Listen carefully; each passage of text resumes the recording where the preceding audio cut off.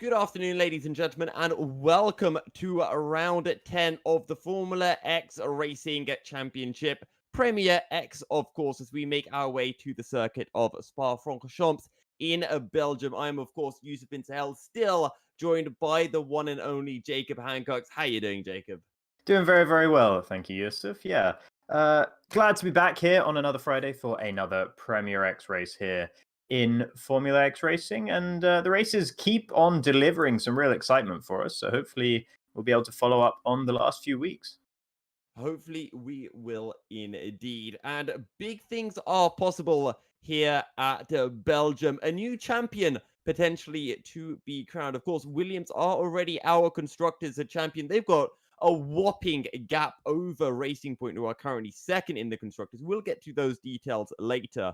But at the moment, Iceman, he's on the verge of taking the championship. Just needs a gap of 100 points to his teammate Sipos. And the gap currently is 102 points. So very, very close. Yeah, so basically what that means, if Iceman finishes ahead of Sipos this race, he's won the championship. If Sipos finishes ahead of him, but they both finish solo down the order, the Iceman doesn't outscore Sipos by, I believe, Sipos doesn't outscore Iceman, by at least 3 points, then Iceman still wins the championship. However, if Sipos comes first and Iceman comes second, for instance, then in that scenario, it's still technically up for grabs. Yeah. And, well, there is going to be a lot to play for, a lot of spice, and we'll be bringing you all of that action in tonight's pre-show. First of all, though, let's take a look back to what happened last week for round 9 of the championship back at Silverstone in Great Britain. 5 lights on, and they go out very quickly, but not for the drivers. We hold, we wait for them. Long hold here, and now we are indeed underway. Looks like a good start for Maverick, who's already going along to try and challenge A2UK into turn 1. They're both going to go side by side. A2UK will hold on around the outside. Sipos has had a slightly slow start. Iceman comfortably up into third and challenging for second as well. Pushing Maverick wide, but he goes into him, and he spins round, and that's the Racing Point who's got into him as well. That's Count Chegwin. Lord Chegwin, of course, I believe. There's someone else off the road at Aries after his optimistic formation lap. So all kinds of carnage through turn 3 there. Connor Sheridan looks like he's stopped in sector 1 as well. We see Kenners and Chegwin going side by side. Kenners getting past his ailing teammate who has that front wing damage, and then immediately picking up some front wing damage of his own by colliding with the rear end of Ruben. That's the Haas of Seb going sliding, falling down the order we expected to see him going up, not down. But back down into P14 he goes. He was challenging for about P10, 11. He'd had a good start, but no longer the case. Meanwhile, back up at the very front, it's A2UK, Maverick, and Sipos. 2 Red Bulls are also getting up pretty close, as here comes Maverick right on the tail of the McLaren, down into Maggots through the left-hander, and that's Ruben down the inside as well, up into P4. I don't think Lowencup put up much of a fight against his teammates.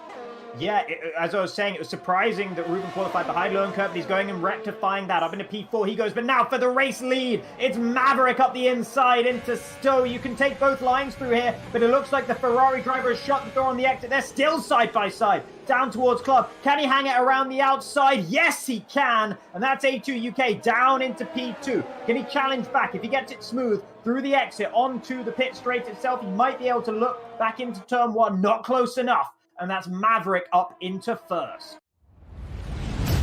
Behind the Red Bull pair of Ruben and Lowencup. Here comes A2UK on the Wellington straight, looks for the outside, and he'll sweep past the Ferrari. Bit of contact between the two of them, and that's Maverick sideways, sent spinning. He'll be able to rectify that spin, but he will drop behind Ruben and potentially Lowencup as well. But Here's Sipos so close, and Maverick so close to the back of Ruben as well. Ruben running wide through Chapel. That'll give a great opportunity for the Ferrari, who needs no second invitation as he breezes past him on the straights. Looks like up at the front though, Sipos is trying to go around the outside. They make contact, but not enough to send either car spinning, as Sipos, with those medium tires, goes all the way around the outside of Stowe and into P1.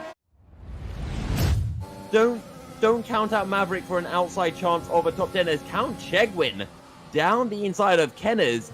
He was about 9 seconds behind Chegwin just 3 laps ago, so he has I think Hennes must have made a mistake of some sort in the previous couple of laps as Chegwin through Luffield. So easy to lose a back end, as the Racing Point demonstrates.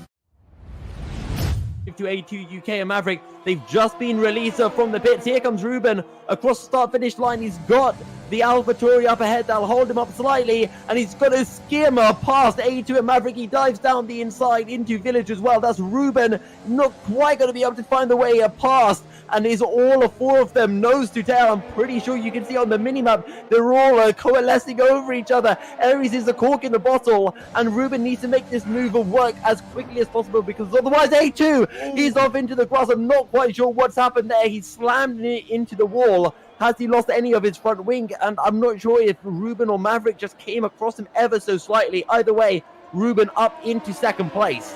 I tell you what, my heart was in my mouth seeing them all bottled up so tightly behind Aries there. Nothing that Aries was doing wrong, of course, but it just meant that they were all so close to each other on track and with such different...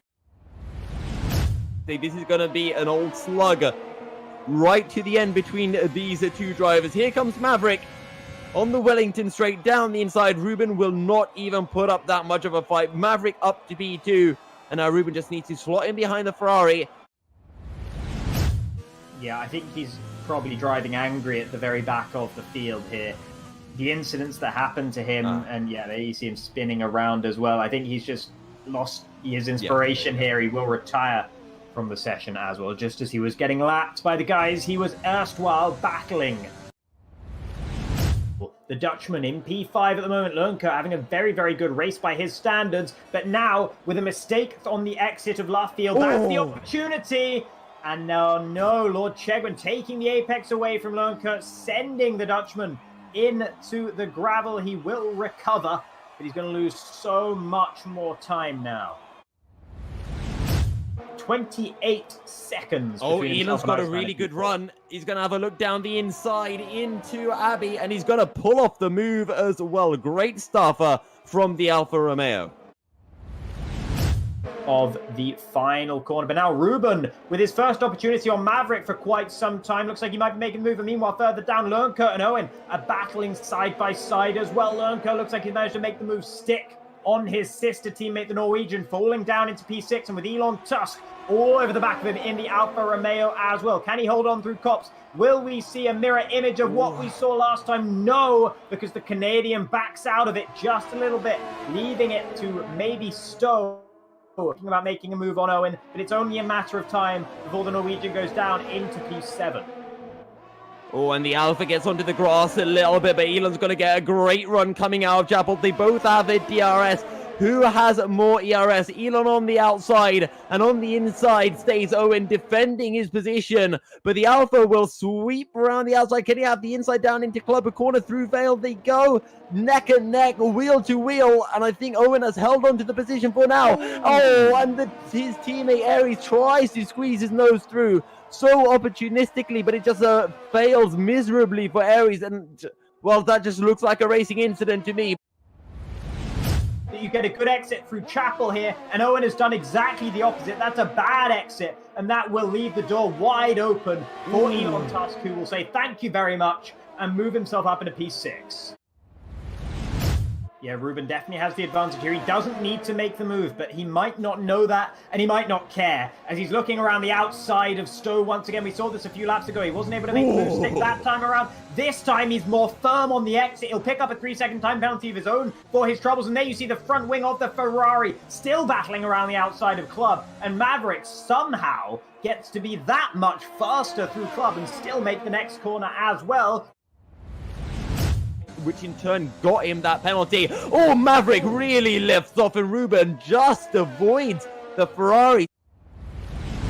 Of course, he doesn't have enough penalties to really be worried about that one. Maybe it's just every little helps, losing time battling here with Ruben, but Ruben really sluggish through Chapel, running wide over the dirt, and that will give Maverick the position back for free. So coming really crucial if he does get a time penalty later on, as there's Elon down the inside. He sweeps up past the Red Bull for P5. He's going to be close enough into Stowe, but he will do everything he can with the ERS, with the DRS wide open as well, but he's not going to be close enough. And meanwhile, up at the very front, across the line, it's Sipos. 12.5 seconds ahead of the rest of the field.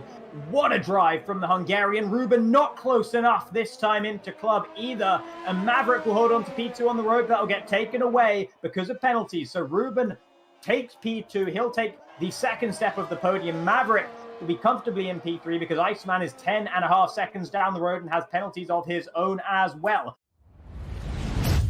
In fact, Lowencut might drop behind Count Chegwin. That's, of course, before any potential penalties come into play. So there's Lowencut. Elon Chegwin does indeed jump ahead of the Red Bull, as does Owen as well. So not the best for the Red Bulls. It could have been so much better if Lowencut didn't have those penalties.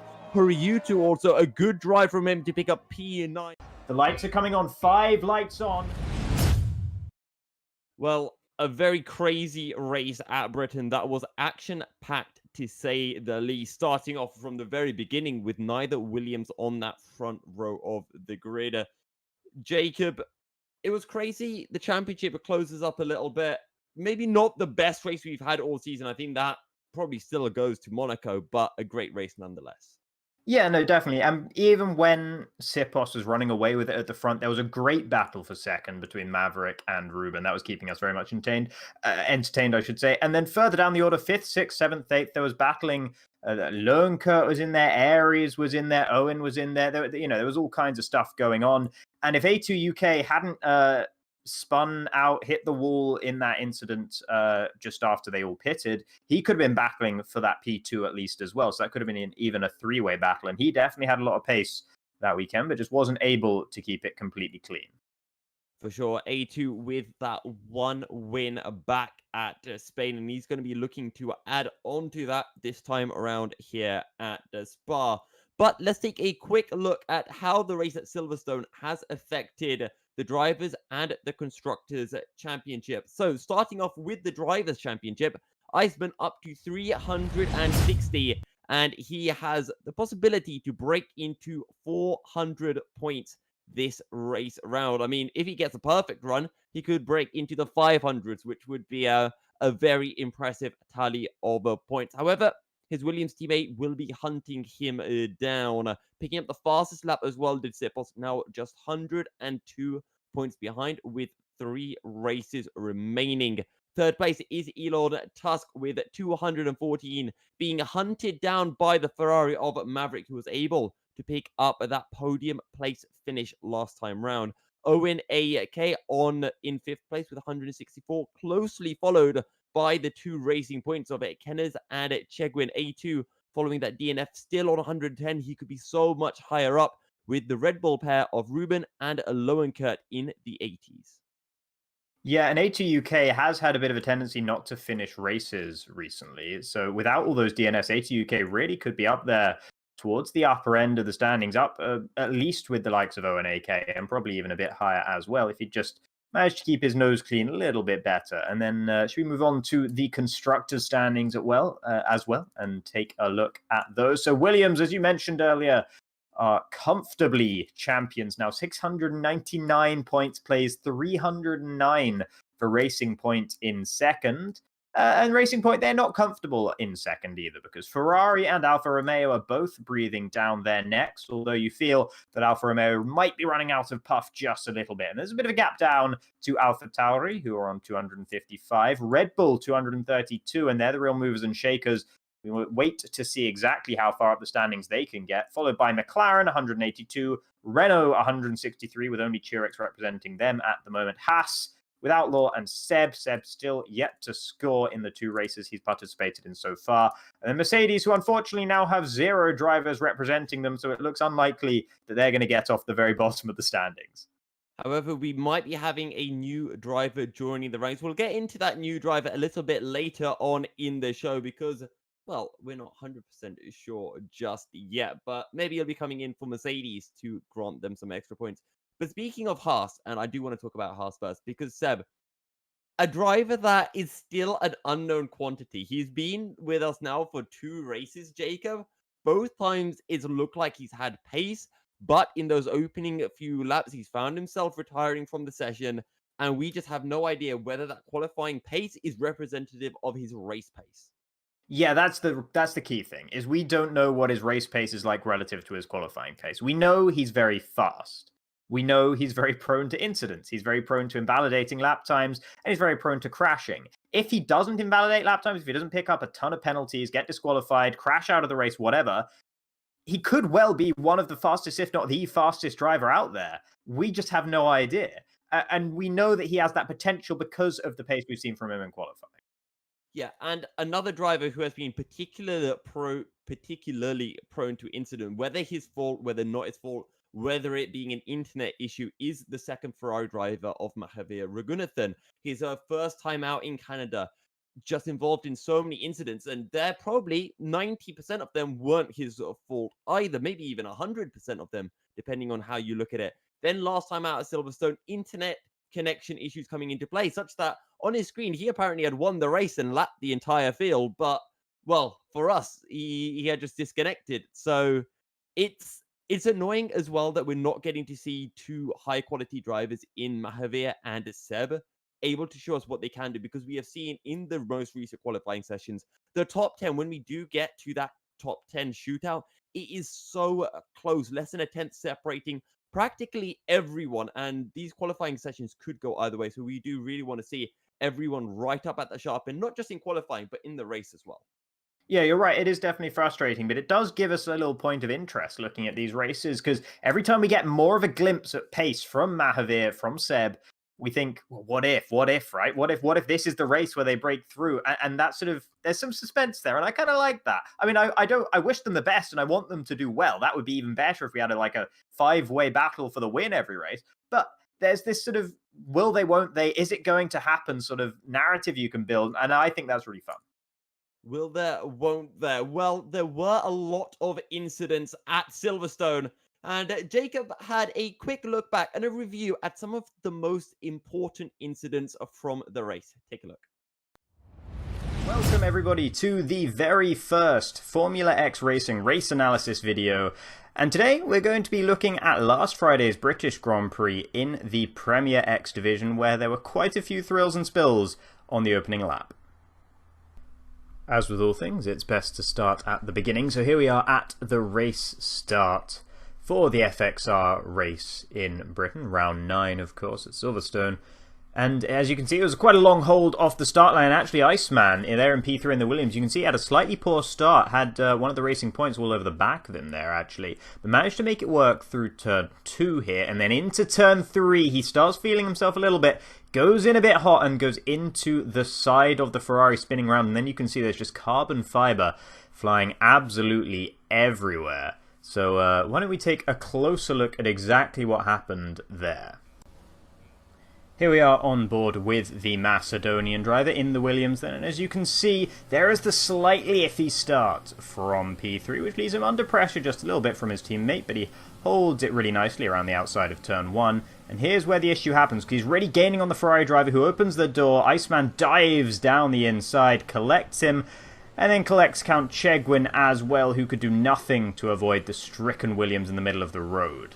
Now I think we're going to take another look at this in a little bit more slow motion so we can see a little bit more clearly what happened. So there you see Maverick not going defensive, and Iceman takes that as an invitation to send it right to the inside of the corner, but he misjudges his braking zone, I would say, and ends up going into the side of the Ferrari, and then, yeah, Count Chegwin absolutely smashing into the side of the Williams.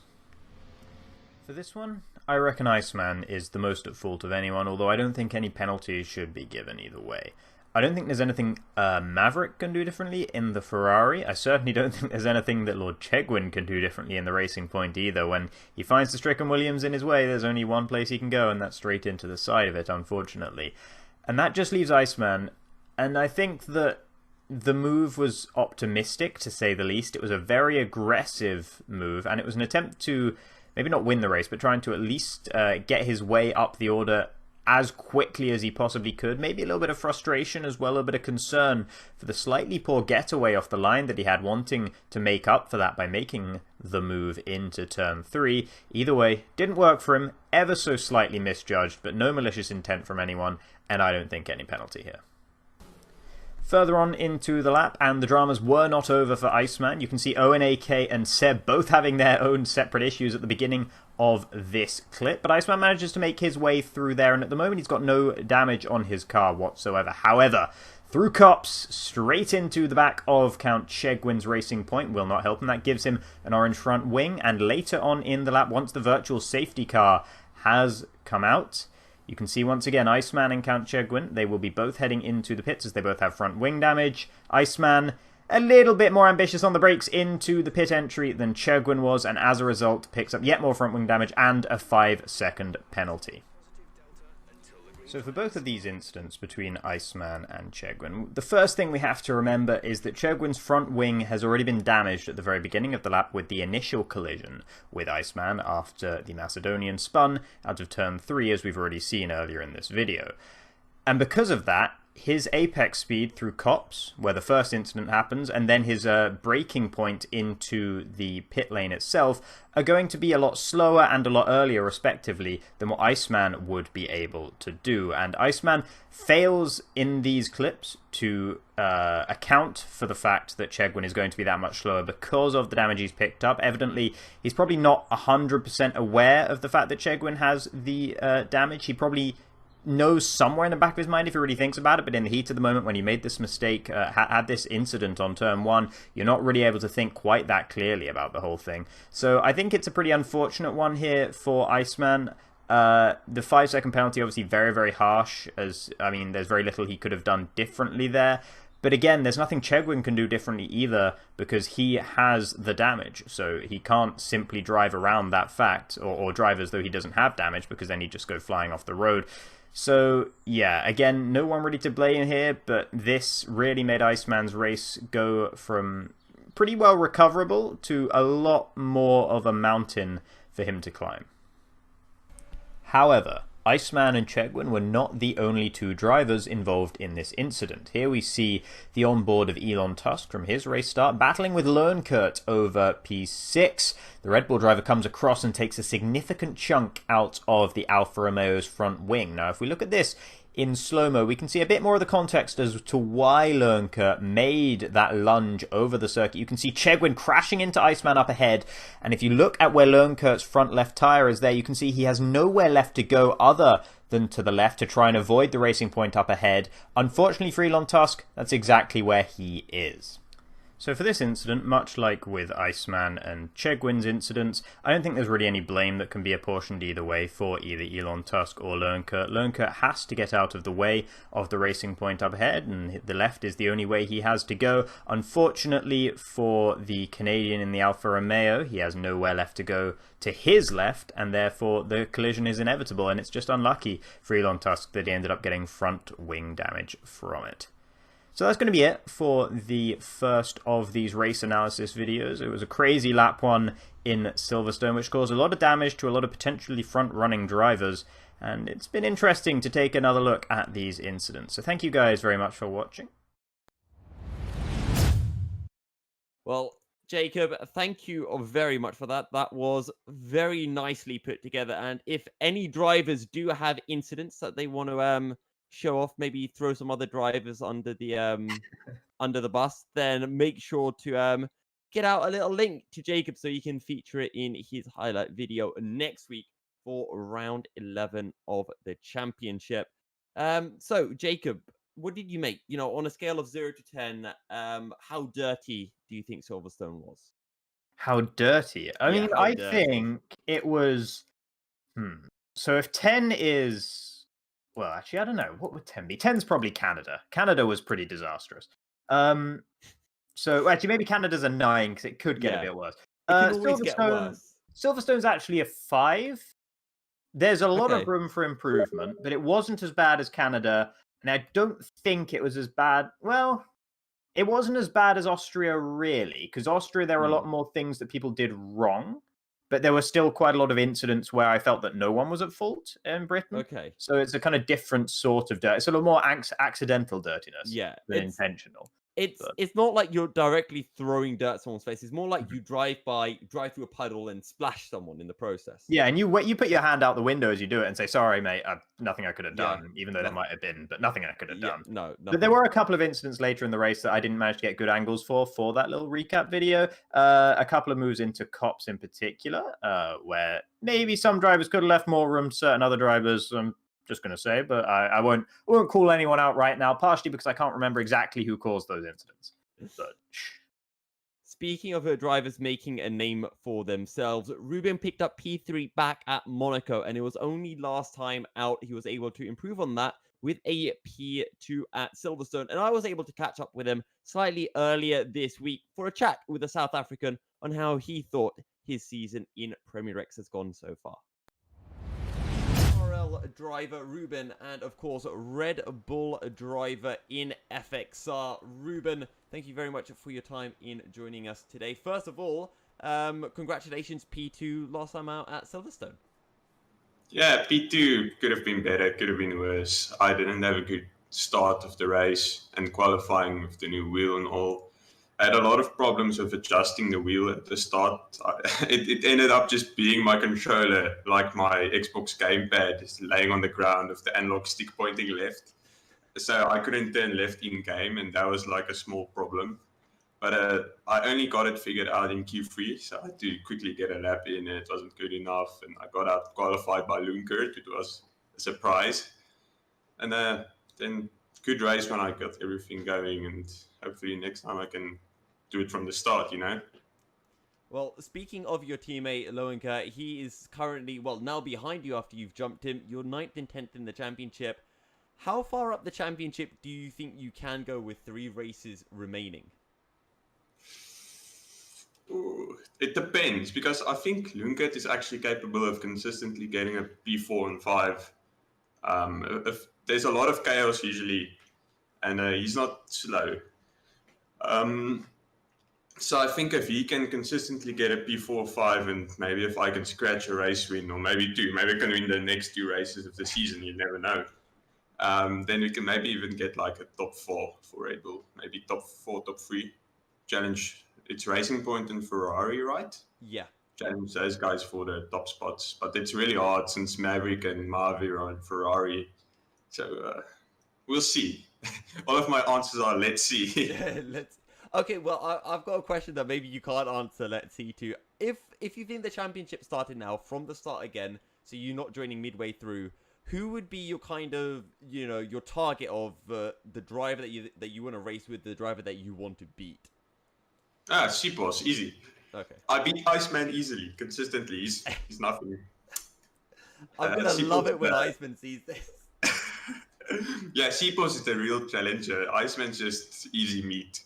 Okay, Iceman's easy meat. Well, the championship's not done yet, so Sipos could still catch him. The next 3 rounds in the championship: Spa, Brazil, Abu Dhabi. Where do those kind of rate on your favorite tracks to drive on the F1 2020 game?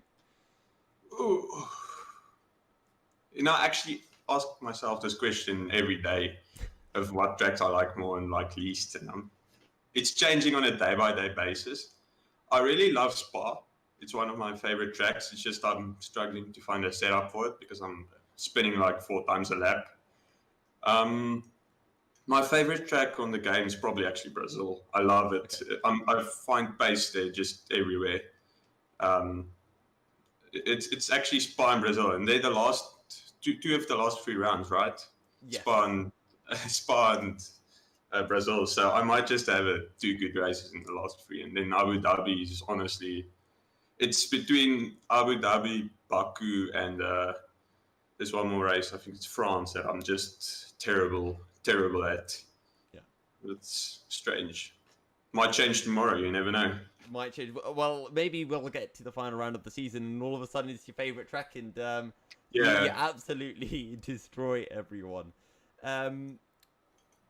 You mentioned how in the constructors you're kind of looking for Ferrari and Racing Point to jump ahead of. But for you yourself in the Drivers' Championship, with a different point system here in FXR, 46 points for a win, you're only 80 points behind the likes of Owen AK, who's in 5th, which is effectively 2 race wins. Do you think you can make it all the way up into the top 5 of the championship? Yeah, I think so. Depends on how consistent I can be. I've had like after Monaco, I thought to myself, yeah, it should be easily managed.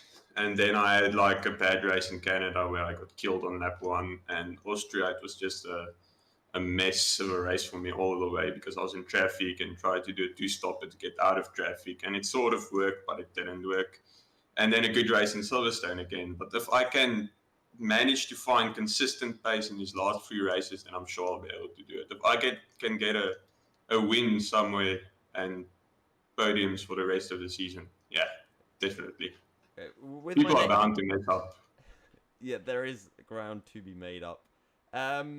My next question, when you give me your answer, there's probably about a 90% chance that I have no idea what you're saying or where it is. But I'm going to ask it anyway because I love the accent. What part of South Africa are you from? Oh, okay. You might know because it's like one of the most famous cities in South Africa. Cape Town? Johannesburg, okay. you know? And isn't Johannesburg the capital? The capital? Yeah. Well, South Africa is like, it's a complicated country. It has technically 3 capitals. But Johannesburg is like one, Pretoria is one, and Cape Town is another one. But I'm from Johannesburg, and Johannesburg's quite big. When you say Johannesburg, it could be a lot of places, but I'm from like I can't even remember. It's in the heart of Johannesburg. It's like 20-minute drive from the heart of it. It's a small suburb called Boksburg. That's where I'm from. Boksburg? Yeah, Boksburg. Like, it's like, so when you're racing, if you had a race engineer and they say box, yeah. just okay, perfect. Boksburg. Boksburg. Easy. I am definitely going to be checking that up on Google Maps after this interview. But no, Ruben, thank you so much for your time. Best of luck in the next round at Spa and for the remainder of the season. Thanks, Milky. Well, that was a very fantastic chat I was able to have with Ruben. However, Ruben, he was very happy in that interview, but he was less happy when I told him he wasn't able to do the hot lap video for this week and Maverick would be doing it. And in Ruben's own words after the interview, you should get me to do it. I'm much quicker than... Wait. Lobby's readying up. If we don't go, we're getting sacked. Oh, okay. So, guys, right, the hot lap, Maverick, Spa, go watch it. Go.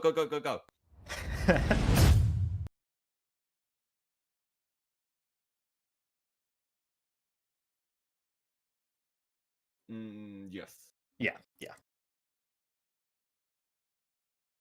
Hot lap with racing line on? Well, I'm going to listen back to this. Well, yeah, but I mean, that's like, racing line does not matter on the straights. It makes no difference.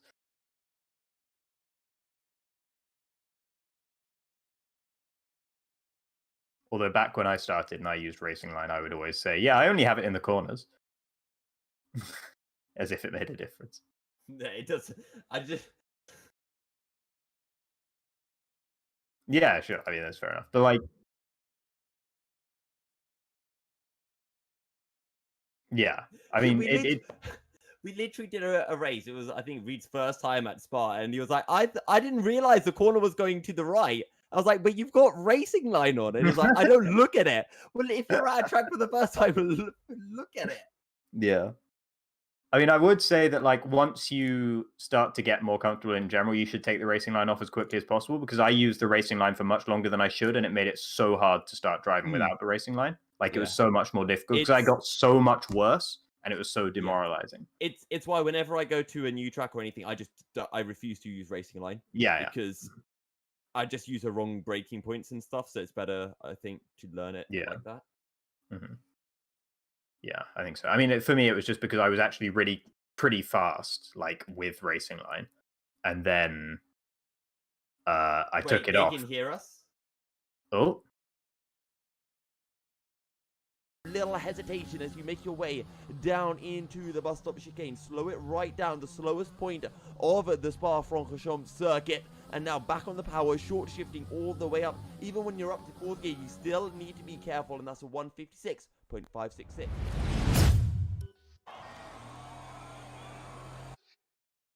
Doing this time, you're actually meant to hear us. We are in the qualifying for round 10 of the championship. I'm still Yousuf MilkyCereal, still joined by Jacob Hancox. And as we mentioned in our hot lap video, it is raining. Not quite pouring because the inters are out on pretty much everyone at the moment, Jacob. Yeah, so I think this is what we're going to be expecting, at least for qualifying here. We do have reports that there's going to be some rain in the race probably as well, but I think it should be relatively light rain of the sort that we're seeing here in qualifying. So we might see quite a lot of these green-walled intermediate tyres over the course of both qualifying and the race, and that might mean that the drivers actually have to keep an eye on how many sets of that particular tyre they're using in qualifying. Yep, it will indeed. Although what we tend to see in the races will be a one-stop strategy. Free tyre choice. I don't believe you do have to start on the tyres you qualify in if qualifying is wet. Even if the race is wet. Sipos, he dares to touch the curb through Blanchimon. And Spa wishes to punish him somewhat. But the strategy, if it remains wet for the entire race, will be a one-stop, as the Pirelli tyres are unlikely to be able to last a full 50% race distance. Indeed. So Sipos is starting out his very first flying lap of the session. Already struggled a little bit out of the final corner, didn't get as clean of a run onto the main straight as he would have liked, and was a bit deep into La Source turn 1 as well. Heading down the hill now into Eau Rouge and Raidillon. No lift whatsoever in the Williams, so nice confidence from him, and just about keeps at least one wheel on the road at every point of the Eau Rouge Raidillon complex. So good driving from Sipos in Sector 1. I'm sure a lot of the drivers won't have had that level of confidence. Now into Lecom, taking a lot of curb on the inside. That's fine. That one can be a bit more slippery, but he's managed to keep the car well under control as he heads down this little slope now into Bruxelles, which is hard enough in the dry, nigh on impossible in the wet to get right, as you see by Sipos not managing to pull that one off quite in the way he would have hoped through No Name, using the curb on the inside. That's not too slippery, it would seem. The Williams able to handle it. Yeah, Williams can handle a lot as he throws the car into corn. And it's really interesting to compare the hot lap that Maverick gave us and the lap that Sipos is putting forward. I'm not sure if the hot lap was muted or if our audience could hear it over us, but Sipos' lap seems a lot more aggressive than what Maverick was able to do. Maverick was staying a lot further away from the curbs, a lot more ginger. He was applying the throttle a lot more gingerly. So good to see Sipos being more aggressive, but it is intermediate conditions rather than full wet, so maybe that's what's giving Sipos a little bit of extra confidence in his lap. So Iceman sets the benchmark then with a 1:53.658 in the sister Williams, and that's Maverick's AI car, I believe. Maverick's got the disconnection symbol next to his name, so I'm not quite sure what exactly that's about, but blocking Sipos a little bit, who actually goes into the back of him there. That's a 1:53.1 though for Sipos in the Williams. I think our perspective might be desynchronized from Maverick if I had to guess, because I don't think there was actually any contact there. No, I don't think there was, otherwise that would have been a bit of front wing missing from the Williams. Sipos retires from the session, so he's happy with that lap. He thinks it can get him through Q1. Lord Checkwin continues his style of changing his name from race to race. And honestly, if our social media man's watching, I honestly think we need to have a poll out on Twitter for what is Checkwin's best name that he has used over this season. I think that is definitely something that needs to exist. That is a Ferrari. Is that?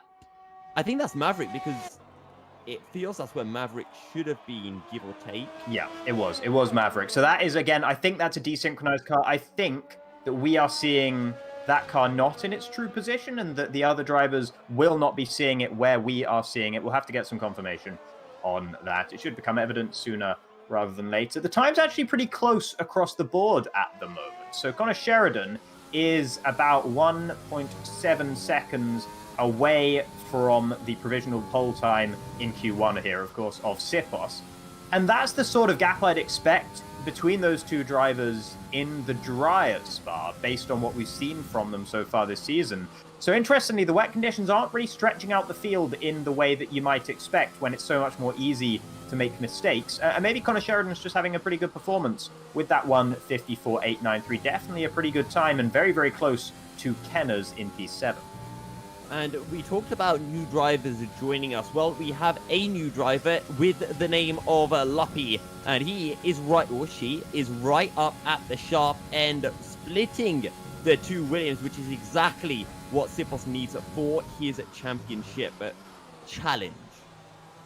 Yeah, just noticing some support for Luppy in the chat. So thank you guys coming out for watching, and I hope for your sake that Luppy can put on a decent showing here today, and that is the best way to start it in the Mercedes, as Lil Chegwin, of course, going into P5 on his second attempt in the Racing Point, having invalidated his first time round. Ruben is splitting Iceman and Chegwin at the moment with ONAK down in P6. Maverick's time, not the sort of thing he would have been hoping for, down in P7 for the time being, and only about a 10th quicker than the slowest time we've seen thus far. Another new driver here today, Wheeze Racing in the Renault, who I must confess I know very little about. Yeah, and same here, Jacob. So interested and looking forward to getting to know Wheeze and Luppy more over the remaining 3 races of the championship. Of course, we're here at Spa Francorchamps for round 10, and then we make our way to Brazil and Abu Dhabi for round 11 and 12 of the championship. Luppy's in the pits. Wheeze Racing, let's see what they can do as they throw the car into the Lefanias chicane. Easy on the power, using up the curb on the exit. Now slow it right down for Campers into third gear. Stays away from the curb. You can use the curb on the exit through Stavolo, or Old Lady, as I think is another name for it. And now on the long straight that leads to the bus stop. And of course, in the dry, this is completely flat without even any hesitation. In the wet, though, oh, there was a little left from Wheeze through Blanchimont and down into the bus stop chicane. Nice and late on the brakes. Get right up onto the curbs and get ready just to point and squirt your Renault across the finish line. Yeah, well, so it's going to be then for Wheeze Racing. It's ahead of Turix and Outlaw. Outlaw's time obviously not representative, of 2 minutes and 7 seconds from the Haas, the best he's managed so far. Ahead of his teammate Turix, but not faster than pretty much anyone else, so not the best introduction for Wheeze Racing, but not the worst either. Being ahead of your teammate is definitely something, even if it is by a couple of tenths, about a quarter of a second actually between them. And now, oh, that's actually Wheeze losing it through Radion, trying to improve a little bit more. Getting a little bit greedy on the throttle through there, causing some front wing damage. And we see the other Renault also picking up front wing damage in a whole nother part of the track as Elon Tusk drives past Turek. So that's a lot of repair work for the Renault mechanics when these guys both get back to the pits. And of course, when you do have front wing damage and you come into the pit, it does take some time for that damage to get fixed before you can go back out. And with these intermediate hubs, you can put in a bunch of fuel and you can just do 3 or 4 hot laps, or just do 5 laps. Maybe have a cool down lap in the middle of it just to recoup some ERS and let your engine temperatures drop. But aside from that, these inters can last for a while still putting out really quick lap times. As Elon Tusk, he's getting ready to start up a lap. Or is he actually already on a lap here?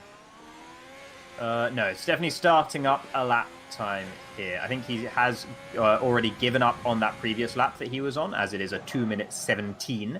So this will be starting his next lap, I think, although he doesn't seem to be pushing. So actually, he's just backed out of it entirely. And that's a little bit nervy, actually, for Elon Tusk, considering that one whole driver will fall out in Q1 today. We've had 15 drivers at the last couple of events, so we haven't actually had a Q1 that's mattered so far this season, since me and Milky have jumped on board, at least. So this time, there is going to be a driver who will fall by the wayside in Q1. So these guys do actually have to try and get in a decent time. You can't just run around on high fuel. And at the moment, Elon Tusk 2 minutes 17 is good enough, but only because this man, Sudek, the Slovakian in the McLaren, is yet to register a lap time. In Sec 3 at the moment, this looks like a push lap for the McLaren, so we'll see what he's able to do as he's about to head through Blanchimont. How brave is he going to be through there? Fully flat, no problem, as it should be. up towards the bus stop chicane. Heavy braking zone, easy to lock up in the dry, even easier in the wet. Running over the curbs in the bus stop chicane, you can still just about get away with that. Avoiding the exit curb there, though, onto the start-finish straight is wise, but Sudek only manages a 1:56.371. However, for the time being, that is good enough to see him into Q2, but only as long as Elon Tusk doesn't go any faster.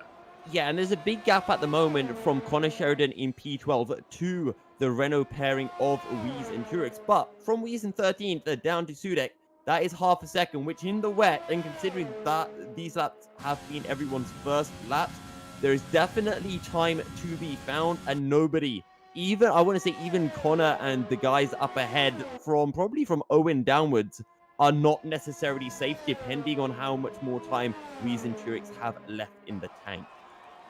So here now we are seeing Iceman, the current leader in the championship, the current leader in Q1 in Spa as well. He's been pounding around, doing lap after lap after lap, improving consistently between those laps. Last time he invalidated and actually seems to have backed out. But nevertheless, he is at the top of the order for the time being with a 1:52.645, going comfortably faster than Sipos. But of course, Sipos only set that first lap time, decided that was enough, brushed his hands off, put down his wheel, and went to get a snack or something as he retired early from the session, which is something we've been seeing from the Williams drivers quite a lot this season.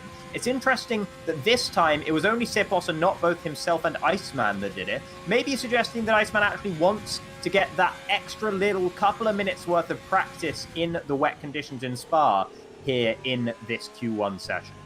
Yeah, and that little bit of extra time is so vital. The drivers would have been practicing coming up to this in the wet as well, so they should be somewhat familiar, but it always just helps to have that practice, you know, a few minutes before the race, a few minutes before Q2 and Q3, just to make sure you are in tip-top form. But don't forget, Sipos, that final chicane looked very questionable from him, and we don't know if Maverick in front of him at the time was DCing and did affect him somewhat, but either way, there were definitely a few more tenths available for Sipos on that lap as we ride on board with Elon Tusk through the Lefania's chicane, and let's see what the Sector 2 Delta time is looking like as he makes his way into campus. He'll come across the Sector 2 Delta, 12 seconds up, so he's right on for a 56 dead. Let's see how much more time he has available in this final sector.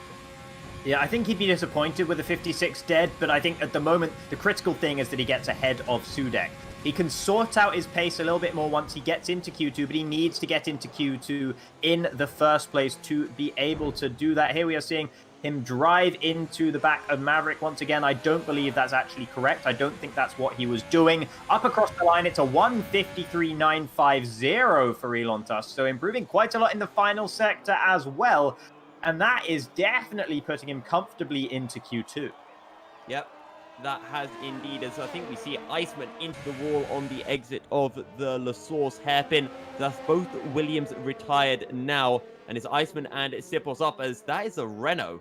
But I don't know which Renault that is. That's a Truex. Truex, yeah. So Truex just actually collided with Mahavir. Mahavir on his outlap, not really getting away out of the racing line. And I think Truex might not be too happy about that one, because we saw Truex trying to take avoiding action, going off track, but already making the contact and thus picking up a 5-place grid penalty as well. Truex currently sitting on the very fringes of the top 15, needs to improve, might well have picked up front wing damage from that incident with Mahavir. So Mahavir a little bit asleep at the wheel, I'd have to say, based on what we saw there. And yeah, Truex won't be happy with that one. That's most likely going to be a penalty coming Mahavir's way after the session. If, well, at least on his screen, that was a Truex behind him. And, oh no, Truex gets another penalty. He's got a damaged front wing. He's not going to be able to get to the pits and out again. Oh, Truex. Okay, yeah, I mean, yeah, that's... I think he was just trying to retire... Well, no, actually, he was trying to recover back to the track. He's lost his rear left wheel, as you can see by the fact that the car's very strange poised on that one. And that it's almost like it's doing press-ups, isn't it? It is kind of like it's doing press-ups. Maybe it's getting some extra training in, because at the moment it's not looking terribly fast. So a bit of extra training might be exactly what it needs, as it sinks through the floor. Sometimes you say when you're embarrassed that you want the floor to swallow you up, and that's exactly what we just saw for Truex there. So thankfully for the German, he doesn't have to be on screen any longer in what's been not a very good little bit of a lap for him there. The initial incident, not his fault with Mahavir, I would suggest. But then I'm not really sure what happened thereafter to cause him to get yet another 5-place grid penalty for a collision with Maverick. And yeah, so that's not gone terribly well for him. Chegwin improving pretty comfortably in the Racing Point. Doesn't look like he's at risk at the moment. Wheeze Racing and Connor Sheridan are the drivers on the bubble. Elon is going up into P10 there. Yeah, Elon just, again, not getting out of the way. We've seen this too many times now in this qualifying session with drivers on their outlaps and in-laps just not moving out of the way. This is the kind of stuff you'd expect to see at the likes of Monaco. Not here at Spa, as Lord Chegwin goes at P5 with a 53.5. So a good lap from the Racing Point. The man to watch, though, is going to be Sudek, but he's not actually going to cross the line in time unless we get that old bug that we saw happening last time out at Silverstone. Let's see if Sudek can actually start a lap, because he has a chance to knock Turix off that P15 spot if he can actually string a lap together. I think he will be allowed to participate in this lap, considering what we saw in Britain last time. We saw several drivers starting their lap after the checkered flag had theoretically fallen. The game allows you to do it, and we seem to be just allowing that while the bug is in the game, because it's otherwise a bit of a difficulty to try and work around it. So Sudek will be allowed to push on this lap, but a big, well, not a big gap to Turix up ahead. There's only 4/10ths of a second or thereabouts that Sudek needs to make up, but then a big gap between Turix and Chegwin, who is now the one in P14. Rather surprising. How did that happen? I swear Chegwin was what, P5? Oh, it's a 53.8 for Chegwin, so... Oh, yeah, hold on. It's updated the time, but it hasn't put him in P6. Okay, well, that's an interesting one. This lobby is a little bit bugged, shall we say. I think we're having a fair few issues with connection to Maverick as well, so hopefully that will sort itself out when we get into Q2. How did Sudek's lap not get invalidated there? I don't know. Maybe he lost enough time running wide. He did bump into the wall. That should be an invalidation. No. I wonder if, because the checkered flag is theoretically fallen, I wonder if maybe the game isn't invalidating Sudek's lap anymore. So I wonder if maybe the game just once that time has run out, as he should have been invalidated there as well. It's also possible the game's just not showing us the invalidation and it might have actually happened. But yeah, this is a curious one. Okay, Sudek is slower, but if this is an actual thing, I need to practice this for my league racing. Anyone who's watching, don't tell anyone. You've never heard me say a word. But I'm just wondering whether this the timing glitch with regards to the checkered flag coming out and it not showing is maybe everyone's time is not synced with each other. So for some people, that checkered flag hasn't actually dropped for them potentially. That might be it, as Sudek really struggling out of the final chicane isn't going to be able to improve regardless. So we're never going to know whether that lap was invalidated or not. And Sudek, the Slovakian in the McLaren, will be the one driver to fall out of this qualifying session. Although Turix taking terminal damage, not sure if that means that he's also going to fall out and not be able to participate in Q2 or not. And Mahavir are going to first. Is that right? Did he improve at the end? I was too busy watching Sudek. I am going to say I'm looking back at the YouTube stream, which is of course a little bit behind us. No, he hadn't actually completed his lap, so no, he shouldn't. And the game is showing us Chegwin being out in P14 as well on this screen, even though he wasn't actually in P14 at all. His lap time was good enough for P6. Maverick has that 5-place grid penalty for the collision with Turix. Yeah, if we could just scroll down on the order there, I want to see exactly. Yeah, I don't. That's not right. No.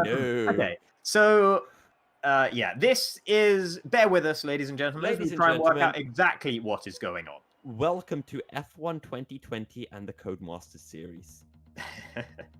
I wasn't going to be the one to say it, but yeah, I think we all know that these are the sort of things that we have to grow accustomed to, and we have to try and work our way around. Well, here comes they're out. They're not here.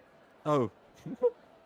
Wow. Okay, I'm going to take a look at Discord because it's going to be a very angry Lord Chegwin. Yeah, I mean, Chegwin's time was good enough for P6. Maybe that time, no, because the time before that was also good enough for like P9. So, yeah. Yeah, so that's interesting. Chegwin not being allowed to participate in this qualifying session for some reason. There might be a restart to the lobby, and they'll just go straight from Q2. I'm seeing Chegwin binned it. he binned it, but that still doesn't explain exactly why the game dealt with it in the manner that it did. Yeah. But Turex also we saw taking terminal damage. So the two drivers who ought to have been through, Turex and Chegwin, who has been knocked out of this Q2, did take terminal damage. And I guess the game's way of doing that was to resolve it by putting Chegwin down into P14, even when he was actually in P6, based on his lap time. So I think we will be pressing ahead with this. It was just a peculiar way of the game visualizing the fact that Chegwin had crashed out of that session.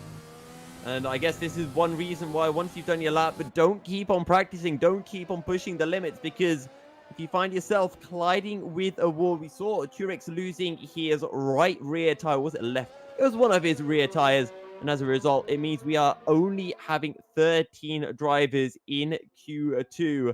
And Lord Chegwin currently sitting 6th in the championship with aspirations of climbing even higher. Well, he's not going to be seeing any more qualifying time tonight.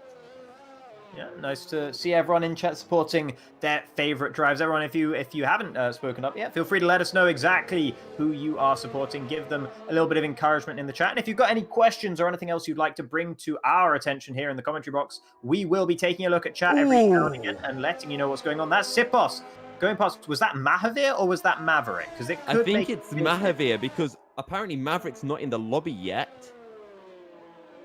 So that's Mahavir. Yeah, Maverick is showing us in the pits, so he might not even be in the lobby at all.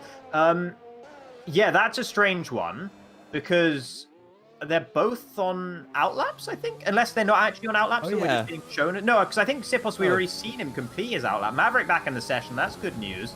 Iceman, no. Okay, so it's not bugged. So I guess they were both on outlaps, and we just saw a bit of a collision between them. I'm not sure, because the game's usually very zealous on giving out penalties for those collisions, as we saw with Turex last time out in Q1. So maybe they didn't actually make contact and we're still having some desynchronization issues. Nevertheless, we'll stick on board with Iceman for the time being. The very, very fast Macedonian, who is the heir apparent to the first Premier X title, is now starting his first qualifying lap of Q2. And surprise, surprise, he's purple in Sector 1. No one else having set a Sector 1 lap time yet. Yeah, and he's got Kenneth behind him on a lap, so that's going to be our first reference point to how quick Sipos is on this lap. Once again, Sipos running fairly wide through Russell, and he's going for this more point and squirt line through the hairpin as he makes his way through No Name and down towards Puon, dropping it down into 6th gear, short shift up to 7th, using up all the track, and you can see that rear end trying to squirm its way out of control. But Sipos keeps it under control magnificently down into Lefanias. Again, squeeze that power on. Keep that rear end in check as you now slow it back down into Campus. And through the very quick right-hander of Stavlo. Little left, but no brakes needed. And now the run through Blanchimont and the bus stop is all that's left. Yeah, so Iceman, we are on board with, of course, the Macedonian driver heading through Blanchimont now. Easy flat, and he heads up towards the bus stop chicane, the final test, and you can so easily throw the whole lap away here. He's got deep, actually, into the first part of the bus stop chicane. That won't have helped his lap time too much. However, good traction on the exit, not spinning up the rears at all. It's a 1:52.353. I think that's the fastest lap time we've seen thus far. I'm pretty sure it is. Kenneth is going to be the next man across the line. Then I think we've got Weeze Racing just behind him. Let's see what these lap times are going to be. Kenneth dives into the pit, as does Weeze. Let's see what Sipos does, actually, because he's making his way through the bus stop chicane, and he is still on track. Has a bit of a moment with the rear end across the line. 52.2, a whole tenth quicker than his teammate. Yeah. That is a very good lap time from Sipos. Mahavir has done a 1:52.868. So we thought we were desynchronized from Maverick originally. I think we were, but I think we're also desynchronized from Mahavir and the other Ferrari as well, because neither Ferrari on that mini-map was anywhere near to the start-finish line when that lap time came through. So yeah, we might not be seeing Mahavir or Maverick exactly where they are supposed to be. So real apologies for that. Hopefully it won't compromise our ability to understand what's going on in the actual race itself too much. Outlaw F2 going through with a 1:55.1. That won't be fast enough to get into Q3, I would expect. So he's probably going to have to improve on that one. Connor Sheridan comfortably ahead, a 1:54.6, and then a big gap up to Luppy in the Mercedes, and everyone above him already into those 1:52s. So the track definitely getting faster as the rain starts to fall away. And wow, Owen, what a save! On board with the AlphaTauri driver there. Well done. An Outlaw gets disqualified from the team for driving the wrong way. That's on the exit of Radion, so he must have spun it round there and tried to get himself back going again. And yeah, sometimes the game can just decide that you've been facing the wrong way for too long. And yeah, that's Outlaw disqualified, so he's definitely not going to make it into Q3, unfortunately. Another one bites the dust, Jacob. We are down to 12 for Q2, who are going to be the two unlucky souls who won't make it to Q3. Maybe we'll have more than two unlucky souls. Either way, we will have to wait and find out. Luppy put in a 52.9, just shy of Mahavir. And, well, we do hope that whatever glitch is occurring that is desyncing the Ferraris from the rest of the field is sorted out come the race. Otherwise, we're going to be in for Silverstone 2.0. Yeah, I mean, I think the hope is that that's not the case for the rest of the field. It might only be the case for us that we're seeing this desynchronization. It might not be the case for the other drivers. So hopefully that is what it is and it won't cause incidents. So Iceman, interestingly, this time between the two Williams drivers, it's Iceman who's the one to retire from the session early. Sipos actually staying in the pits for the time being, even though he's comfortably fastest and definitely going to make it. Mahavir is doing a 40-second lap time. Okay, never mind. It's a 52.6. But that's weird because the lap time updated as he crossed the line. So have we resynchronized? Are we back? Are we back in the same singularity as the Indian driver in the Ferrari? Who knows? It's a real sci-fi mystery out here at the moment. But Mahavir currently in P3, and that's what we do know. The Mahavir and Maverick, they're in the Ferraris. They took the red pill, and they've gone over to the Matrix. I think they've just returned now. They're telling all the drivers, you guys are in the wrong place. You need to come and join us for the real lobby. Yeah, and so if we can take a look at Maverick as well, we might be able to see whether he's looking all fine and dandy on our end. As he actually goes through in P6, Elon Tusk, P8, a 1:55.0. That's probably not going to be good enough for him. He's behind his teammate by quite a way at the moment. Maverick, I will tentatively suggest that looks like... That looks okay. That looks, well, I mean, it's hard to tell, right? But yeah, through I think Rouge Radion, it's invalidated his lap, so I think that's the real Maverick we're seeing there, and I think we might be okay, touching wood as I say that. So, Weez Racing, Ruben, ONAK, and Kenners, all yet to set a lap time at the moment, and I wonder if they've been invalidating some of their laps. Kenners, under quite a bit of pressure, wasn't that fast in Q1, hasn't been that fast at the last few races. And for someone who's sitting up in P6 at the championship at the moment, his downturn in form lately has been quite concerning. 11th, 9th, and 10th at the last three races. That's scoring decent points, but he'll want to be doing better. He will indeed. And now down in P12, and it looks like that form's going to continue, but I'm still a little bit in stitches after your deduction to work out that was Maverick on circuit. Oh no, I now realize exactly why. I wasn't flaming Maverick. All I'm saying is if it was an AI robot we were seeing, it probably wouldn't have invalidated the lap time because they don't tend to do that because it would have just been railroading around very slowly. Sure. So yeah, that is why I think it was user error rather than the robot, which of course wouldn't make an error. I'm not saying that Maverick is someone who's especially likely to pick up penalties, although he did lose out on P2 last time out in Silverstone because he picked up more penalties than the competition around him. So maybe he is more likely. Or as Maverick would say, we commentator cursed him. So I guess the equivalent would be to say it's practically impossible, isn't it, to get an invalidation through Radion, right? That would be, I can't tell a lie, that was an incredibly easy place to get an invalidation. Wee's actually up into P5 in the Renault, by the way, so we might have to keep an eye out on him. Ruben up into P6 behind the newcomer in the Renault. So Wee's looking pretty strong at this stage. Same for Luppy, the two newcomers, P4 and 5 for the time being. Elon Tusk down in P10, might fall prey to ONAK and Kenners with only under 5 laps remaining in this session. And then, of course, the extra 5 minutes, I should say, in the session. And then the extra 3 minutes once the game decides that the checkers flag hasn't really fallen after all. True, and it's actually really surprising to see Wee so high up, despite arguably in qualifying him being one of the drivers who didn't deserve to make it through to the next stage. If Sudek didn't have his issues, then, you know, and had gone a little bit faster, and we're talking only 3/10 quicker, he would have knocked Weeze out. So good to see that Weeze has more pace than what he was showing.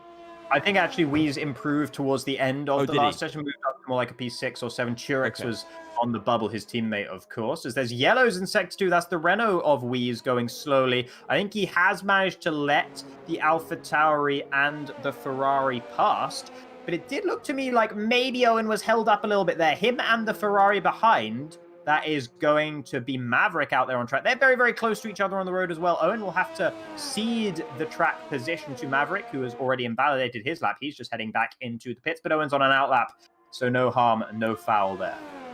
No harm, no foul. And I just want to mention in the Constructors' Championship, Racing Point, they're only 15 points ahead of Ferrari. And as things are standing, it looks like Ferrari will jump ahead of them. So Racing Point need to get their act together. We know Lord Chegwin had more pace in the car, and he should be able to climb up the order. But on a wet circuit, that's going to be extremely difficult. Kenneth needs to get his act together, and he needs to get into that top 10 for Racing Point's Constructors' Championship hopes. Yeah, so we'll see what the Racing Point driver is able to do. He's out there on a flying lap at the moment. Here we are on board with him as he exits Lecombe and down in towards Bruxelles. Keeping it tight to the apex. That's where you want it, actually, through there, particularly in the wet conditions. That actually looked pretty good. Maybe a little bit pedestrian, but definitely neat and tidy from the Racing Point. No Name looked clean as well. So Kenners, if I had to guess, based on the 2 corners we've seen so far, this lap time's not looking too bad. Using all the road through Pouon, that all looks pretty tidy as well. So I think Kenners might actually be on a fairly quick lap so far. Heading around through campus now. And down towards Stavolo. A little bit of understeer through there as he enters Stavolo. Now understeering once again, not really troubling the apex. That will harm his exit speed, and that's going to make a big difference. However, of course, with the Curveball Frere not being a flat-out corner in the wet, it won't harm him as much as it would have done in the dry. And now up towards Blanchimont. Is he going to be flat through here? He has the bravery, rides the curbs a little bit. That would have been a bit nervy for the British driver in the Racing Point cockpit, getting it slowed down for the bus stop chicane. Once again, that's about as neat as I've seen anyone go through there in this qualifying here today. Up towards the line he comes, and it's only good enough for P9, so he might still be feeling a little bit nervy, but for the time being, that's Q3. Yeah, and he's got time for 1 more lap. He shouldn't have time for a 3rd. However, we'll have to see what happens with the old timing glitch that we have been experiencing as of late. ONAK, the only driver who is yet to complete a lap. Let's see what he can pull out. He needs to get into the 54s at the very least if he wants to be able to make it into Q3 through the final corner. And now it's just the drive to the line. 53.9. Owen goes P9. That puts both of the Alfa Romeos in trouble. Connor Sheridan in the pits as well. I don't know if he's going to be able to take advantage of the bug in the game or not, but either way, he's in trouble at the moment, shall we say. Elon Tusk does have the opportunity to respond. We've seen him going faster at other points, but he seems to be inconsistent here in the wet conditions, struggling to string a whole lap together. And that's something we've actually been seeing, and that's not going to help him at all. That's a retirement from the session. So Elon Tusk definitely not making it up into Q3. And yeah, well, we haven't seen him crash yet, so that's about as inconsistent as you can get. And Connor Sheridan in the pits as well. So, Jacob, I think we have our top 10. Elon Tusk, the 3rd place man in the championship, out in Q2. And with Maverick, Owen, and Kenneth hot on his heels, he might live to regret that mistake. Kenneth is still on a lap. And let's see if he can improve. Maverick was very close to a drop-off zone, but there we go. Connor Sheridan has retired from the session. Nobody can knock Kenneth from P10 now. Yeah, so I think that's the honourable thing for Connor Sheridan to do. They're not taking advantage of the bug that allows you to continue setting laps after the checkered flag has fallen and just retiring from the session. Kenners will head back into the pits. Luppy's out there pushing in the Mercedes, currently sitting there in P4. Hasn't been able to improve on that 152.9 that he set at the very beginning of the session. Will go around to complete this lap time. Is this going to be an improvement for the Mercedes driver? Yes, it is, by a couple of tenths of a second. Not an improvement in position, but an improvement in time to a 152.764.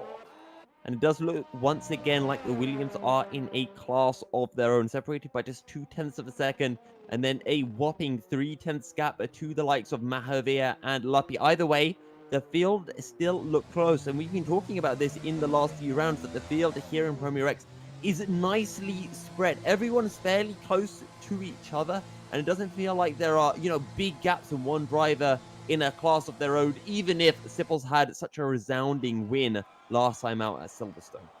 Yeah, Connor Sheridan, who went out in P11, only 0.3 of a second away from Kenner's time up ahead. And the Irishman could easily have found that time. You can find 0.3 of a second on a wet Spa relatively easily, because every lap you do is going to be quite far from perfect, in my experience, at least. So I think there's just a couple of drivers in the pits who need to retire their cars and be able to move on to Q3. Mahavir, Wheeze, and ONAK all sitting in the pits, as ONAK somehow gets a checkered flag while sitting in the pits, so I don't understand how that's happened. I think what happened, one of the marshals literally ran to the pit garage and just started waving it in front of his pit box, and everyone was like, yeah, okay, seen the checker flag, cheers. The marshal has had enough of Q2, evidently, and wants to get everyone... He's going to run, he's on his way down to Renault and then onto Ferrari as well. He's sprinting there. It's a bit slippery there in the pit lane, so he's got to watch it. So maybe the fact that we've not seen the checker flag coming out for Wheeze and Mahavir, maybe he's tripped and fallen. So hopefully that marshal's okay in the pit lane here. As we, nevertheless, at worst case scenario, we've only got 50 more seconds to wait before we get to the end of Q2. So it's both the Williams on top, as we saw throughout most of Q1, but not the whole thing. Mahavir in third. He's looked good so far in both Q1 and Q2. Luppy P4 and Wheeze in P5. The newcomers also showing really strongly. Slight issue, Jacob. I think the marshal's going to be getting quite annoyed with Luppy and Maverick. They're still going out. He's going to be chasing. I can literally see him running at like 200 miles an hour down the Kemmel Straight, trying to wave a black flag at Luppy now to bring him in the pit to Maverick as well. Well, that's very, very fast running if he's going at, 200 kilometers per hour, you said. So very impressive stuff from I'm that trying to remember the marshal. meme. There's a meme with a guy where he runs after a car or something. It sounds like a real rip roar of a meme, but I'm afraid I can't call it to mind. I think there was a Team Fortress 2 meme with the heavy weapons guy just chasing after things. But either way, Q2 is done and dusted. Just the top 10 shootout remaining.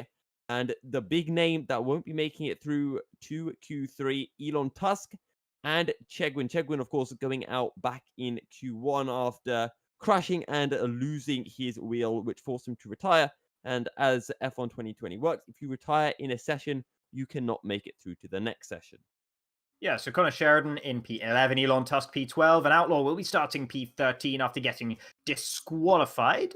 So that's unfortunate for the British driver in the Haas. And good job from Connor Sheridan to be able to out-qualify Elon Tusk. That's not generally the way we've seen it be going in the Alfa Romeo team. Of course, all cars are of equal performance here, but nevertheless, it's always nice to try and out-qualify your teammate. And Connor Sheridan doing it for one of the first times this season. But Elon Tusk has had a bit of a fall-off, although his race performances have been better than his qualifying performances in general. Last three races, it's 4th, 8th, and 5th. So that's pretty solid points every race in recent history, at least, for Elon Tusk. And he's just about holding on to P3 in the championship at the moment. But Maverick is chasing fast behind with third at the last two races, 2 podiums in a row for the Ferrari driver. And no doubt he'll be looking to make that into a third podium in a row here in Spa. Yep, he will indeed, and that constructor's so close from Racing Point, going all the way down to a Red Bull, down in 6th place. And, well, I know Ruben was saying that he wants to get a win. He's really looking forward to Brazil as his track to find that win that has eluded him so far in the championship. And we'll have to see whether maybe he can find one a little bit early here at Spa. But judging from the times we've seen so far in qualifying, it looks like it's going to be another Williams showdown at the top of the field. Yeah, Ruben not exactly been showing the sort of pace that we saw from him in Monaco in his debut race. Since then, in races, he's been pretty good when he's been able to keep it clean. Obviously, didn't have a clean race in Canada. But his qualifying pace hasn't really quite been up there quite as high as I was expecting for Ruben, I would say. I think he's definitely a very quick driver and he's acquitted himself very well. But maybe just needs to find an extra gear in qualifying to start challenging the likes of Sipos and Iceman. Until he gets to that stage, a win is always going to be a difficult ask for the South African. And I think he acknowledged that himself in the interview you had with him as well. He said he'd have to sneak a win rather than really sort of thinking that he was going to be up there battling for the win, at least in the coming few races. So Kenners will be the first driver out here on a push lap, having invalidated his out lap. That's not going to make a jot of difference. Interesting to see. Disaster indeed in the Racing Point. Can he recover? We'll have to wait and find out. But Maverick and A2 UK actually going for the Q3 contra strategy of staying in the pits and waiting till everyone has finished their flying laps before going out on their own out laps, just to make sure they have clear space on track. So Kenner's starting up his lap now in the Racing Point and heading up towards La Source, turn 1. Brakes pretty well. A bit... I mean, this is the thing with Kenner's that we saw from his last lap. It looks really good because it's already smooth and he doesn't have any major mistakes or major moments, but it's all just a little bit slower than he could be going. Ooh, that's a bit of a mistake through there. Nice hold, though. Kenner's really pushing, trying to take as much speed as he could through Radion, and he almost pays the price, but he keeps it on circuit and does not make the same mistake that Elon Tusk did at the end of Q2. Of course, Kenneth goes purple, and don't forget, this is likely to be everyone's third sets of intermediate tires at the very least, and they need another 2 sets for the race as well. Yeah, indeed. So the tires may well come into play, depending on what everyone's been able to do. But now, yeah, Ken is still pushing out here at the moment. And again, it's all looking pretty clean in the Racing Point cockpit. Not looking clean for one of the Williams, actually, who's lost it through Radion. I don't know which of the Williams that is, but you can see on the minimap that is a Williams that's had trouble there. So that's Sipos, I believe that was. Yes, Sipos losing it through Radion. That could have big implications in the battle for pole position there. Has he lost part of his front wing? If we could see from the TV camera when it decides to give us a good view, we can see if any of the end plate is missing from that Williams. But the game kind of, it's missing the left end plate. So, well, Sipos, he's going to have to come in the pits, and he's only going to be able to have one run here in Q3. But Kenneth is approaching the bus stop chicane. We'll see what this lap time is. 52.2 is what Sipos set in Q2. Let's see if Kenneth can get anywhere close to that. And the answer is no, a 54.691 from the Racing Point. Yeah, so now let's see Iceman coming through behind as well. The Wheeze Racing goes faster, a 153.461, but he's been going faster than that so far, so I think he can probably improve on that one. Iceman comes across the line, but his lap was invalidated, and now Ruben up to provisional pole with a 153.3. Again, that's not quite the fastest we've seen from him either, so maybe the track is starting to get a little bit wetter here in Q3. Maybe the rain intensity is up just that little bit, and they're all losing a couple of tenths. Luppy must have made a mistake somewhere, a 157.209, not good enough for the Mercedes driver. Owen feeling like his lap wasn't good enough and heading straight back into the pits. He was missing part of his front wing, Jacob. That's why he's dived into the pits. His front left end plate, I want to say, had completely disappeared. So Owen's going to need a new front wing. Maverick is on a lap. A2 UK on an out lap as well. Yeah, so we've got to wait and see what Maverick and A2 UK will do. Mahavir only managed a 2-minute and 3-second lap, so he must have made a mistake as well. So Luppy, Mahavir, Sipos, Iceman and Owen all making mistakes of one kind or another on their first flying lap here in Q3. So the pressure starting to show, and neither Williams driver recording a lap on their first attempt. So the pressure is getting to them just a little bit here, and we might well see a surprise pole sitter yet, as dominant as they've looked so far this qualifying. Iceman pushing again, but running wide through Campus means that he's going to invalidate once more. Only 5 minutes and 55 seconds remaining in the session. That is enough time for him to get back into the pit strap on a new set of tyres, or just to go again on another flying lap. But nevertheless, every time he makes one of those mistakes, that clock starts ticking that little bit faster. And it's 2 minutes for a lap as well. Iceman's got plenty of fuel. You could see when riding on board with him and looking at the telemetry, there was no red fuel indicator. That means he's got quite a lot of fuel left in the car, and Iceman is still going around. Remember back to Silverstone, Jacob, neither Williams on the front row. They were both on the second row of the grid, and it was a surprise pole from Maverick, if I recollect it correctly. And speaking of Maverick, we take a look at the Ferrari driver through Blanchimont and down towards the hairpin. Luppy goes purple, goes on a provisional pole, a 52.6. But what can Maverick say about it? 5 minutes left on the clock. The Ferrari across the line, it's only good enough for P5, a 53.7. Yeah, Maverick hasn't looked quite on the front-running pace so far this qualifying, maybe struggling a little bit with the wet conditions. Mahavir flying the flag for Ferrari at the moment has managed to set a 1:52.7 while again not being anywhere near the start-finish line. Comes across the line now to set that 1:52.7, so that's a very peculiar thing that's going on there. But nevertheless, currently in P2 in that Ferrari, he is fast, and that is what we are sure of. Ruben, who had provisional pole a little while ago, sitting down in P3 for the time being. A2 UK's lap time, only a 1:53.9. So that's only going to be good enough for P6. He hasn't looked like having the pace that saw him onto pole position last time out in Britain, as now Iceman going for his third attempt on this set of intermediate tyres. Still has plenty of fuel left in the tank, and he's purple through sector 2. We'd expect to see him being able to put in a lap time in the low 1:52s based on what we've seen so far, as long as he can keep it clean through the final sector. Blanchimont flat, easy flat there, using the curbing on the exit, but that's no problem. Braking a little bit before the 100-meter board here into the bus stop, getting way too deep and heading straight into the pit, so he's not happy with that one, even though he was purple through sector 2. That mistake into the final chicane might have been what made that mind up for him. Either way, he's really limiting himself on time that he's got left to set a lap. Yeah, he really is. He's going to have time for an outlap and one flying lap. The stage is perfectly set for Sipos. Perfectly set for Sipos to set himself up in the race to really close down that championship gap and take the championship fight to the final 2 rounds of the championship. Here we go. Sipos into the final chicane to start a lap. Has he cut the corner? No, not quite. Yeah, that's going to be okay because, of course, on his outlap as well. Going up now to La Source. Very tricky braking zone at all times. There are several of those around Spa. One of the hardest to get absolutely right. Using a lot of the inside curb. That will unsettle the car on the exit, as we saw there, with a real kick from the rear end. Sipos handling it nicely.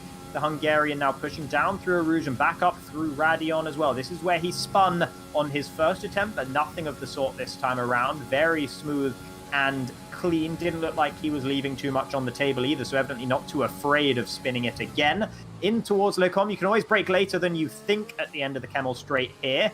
Really nice over both of the curves in the exact right amount. Maybe taking a little bit less than he could have done on the right-hand side of the final part of Lecom. Now deep into Bruxelles, but pins it back towards the apex. Good responsiveness on the front end of that Williams. Nicely done through No Name, running about as wide as you can get away with and no more. Through Pouon now we go. This is possibly the most challenging part of the circuit in the wet, and I think he probably could have gone considerably faster through there. I think there was a lot left in the car, but it's always better when you haven't managed to set a lap time yet, just to make sure that you don't invalidate and that you don't spin out. And nice through Campus and into Stavolo as well, using a lot of the inside curve, but not invalidating, as Ruben, out of nowhere with a 1:52.5, puts himself on pole in the Red Bull. What can Sipos do about that? Let's see. Here comes Sipos, then getting a provisional pole from the jaws of Ruben. Through the final corner, it's a looking quick.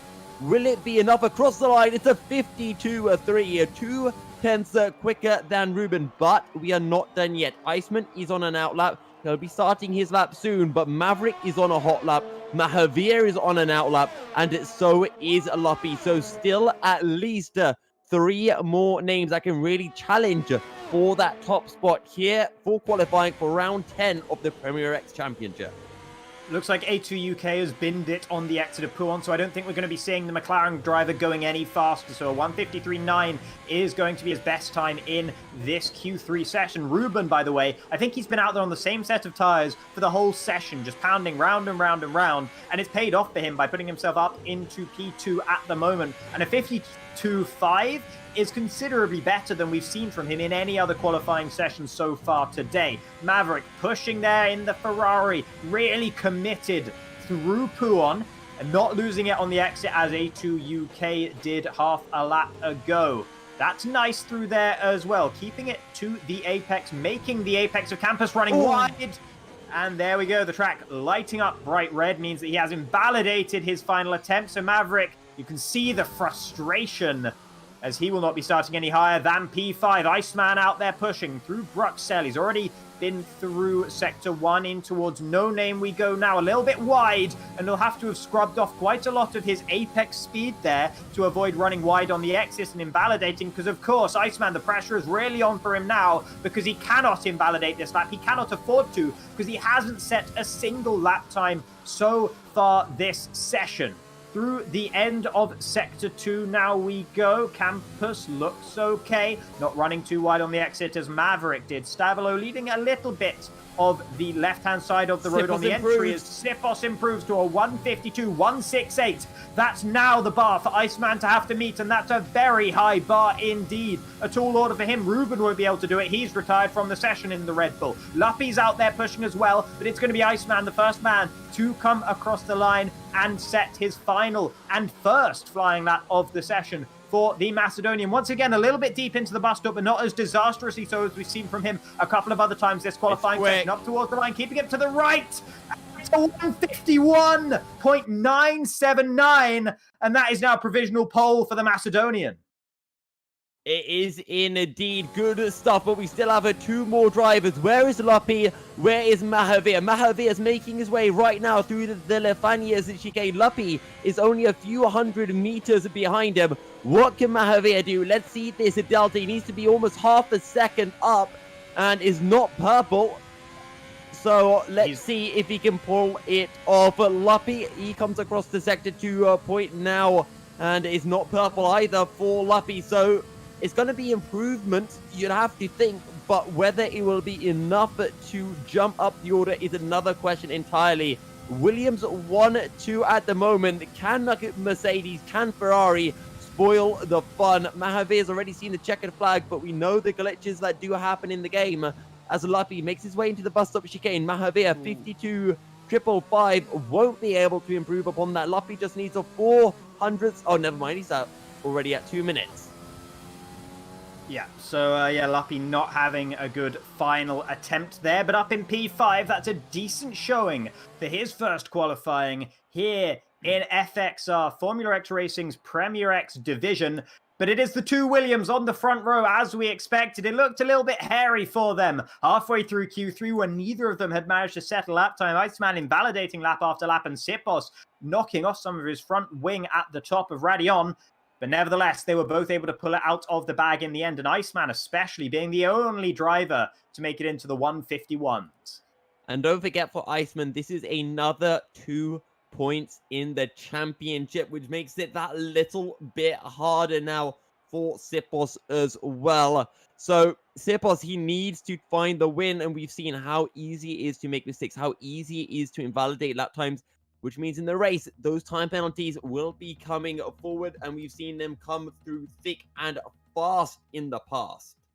Yeah, and just another thing to remind everyone about the order you just saw there. Maverick will, of course, have that 5-place grid penalty from crashing into Churix. I don't believe that was any of Maverick's fault, but the game has given him the penalty, and there's nothing that we can do to take it back away from him.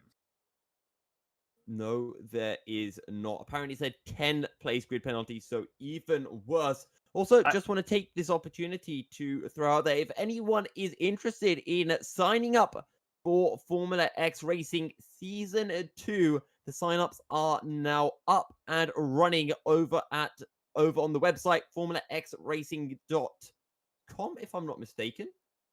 So, if you guys are thinking that you're nice and quick, then make sure to jump in. The link is in the YouTube description, and you can sign up, and we'll hope to see you in Season 2. Yeah, absolutely. Plenty of spaces available at the moment as we see the beginning of the formation lap for all the drivers. They will, of course, be on those intermediate tyres as the rain is still coming down here in Belgium. And I think while we're on this formation lap as well, we don't have any different tyre choices to discuss because, of course, they are all going to be on the green tyres. Let's also mention that Formula X Racing is happy to announce the arrival of a new sponsor in the form of Rogue Energy Drinks, and you can actually get 10% off your order from the Rogue Energy Drinks website with the code FXR101. That's the code FXR101. So you can make your way to the Formula X Racing website to find the link to the Rogue Energy website and get yourself some energy drinks for 10% off. Yeah, indeed you can. And I think maybe we might need some of that as well, Jacob, for when we get our very intense races coming through. Either way, though, round 10 of the championship, Iceman versus Sepos. That is the storyline, at least for the Drivers' Championship. Can Iceman take the championship here at Spa? When we interviewed him all those weeks ago, he said he wanted to do it here at Spa. And the stage is set for, well, a fantastic race. It's raining.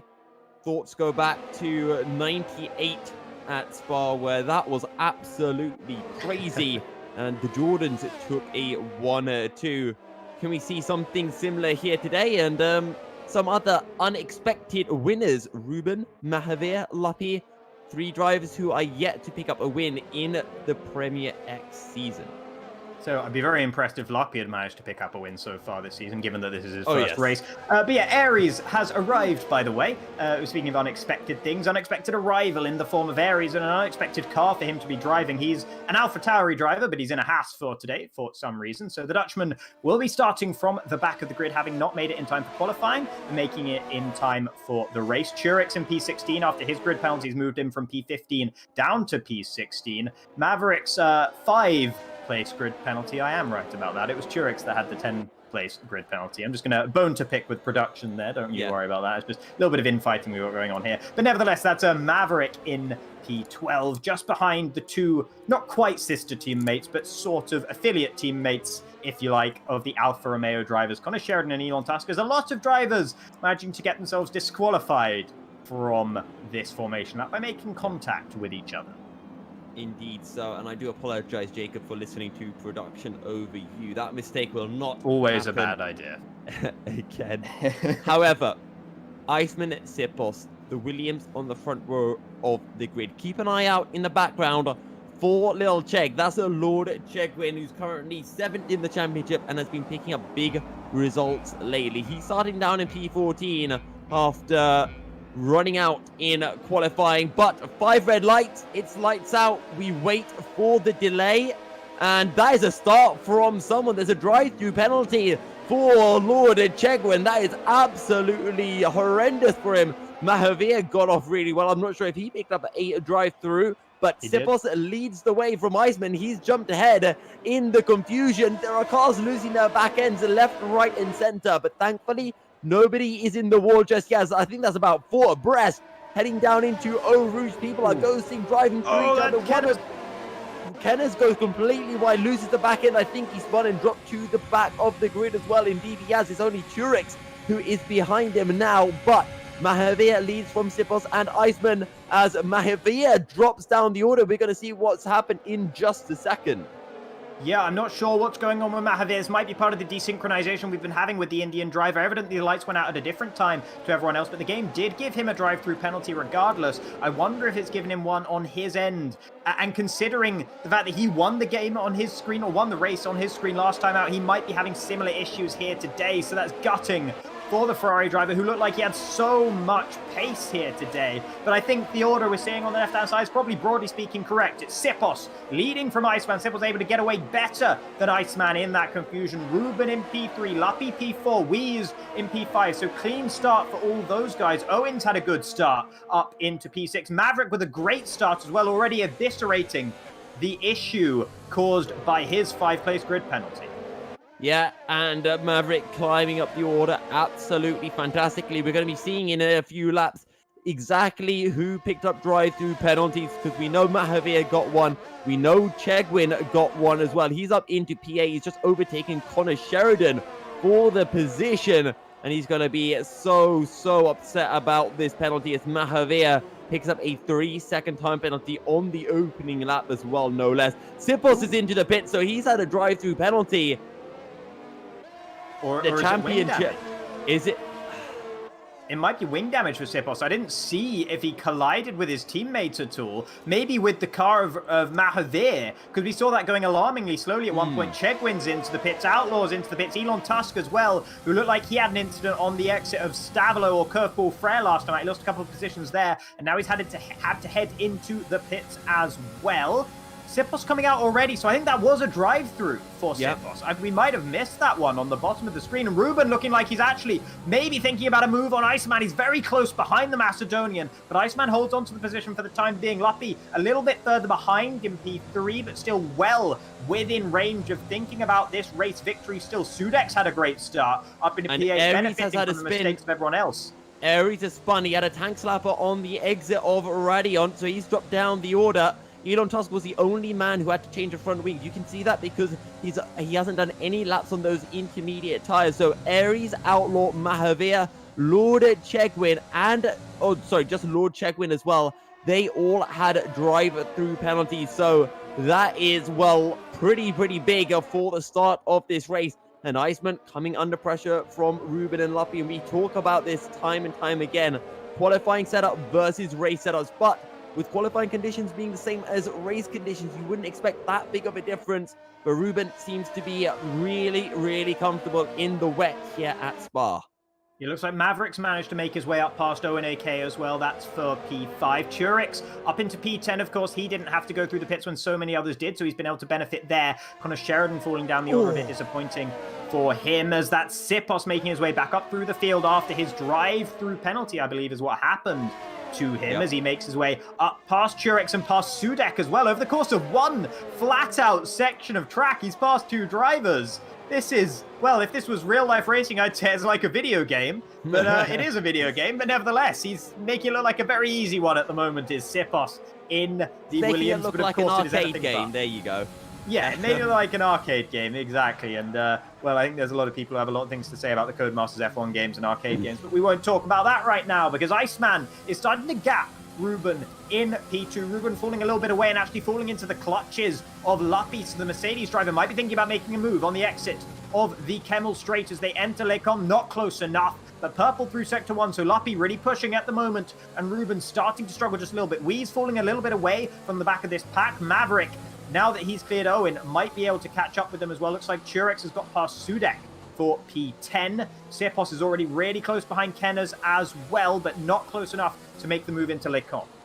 No, he's not going to be able to, maybe into Brussels, but it is always difficult to find a move there. However, the top three in a class of their own, but Maverick, well, he is absolutely gunning for it right now. Up into P5 here, closing in onto Weez, who's having a great debut run, as is Luppy.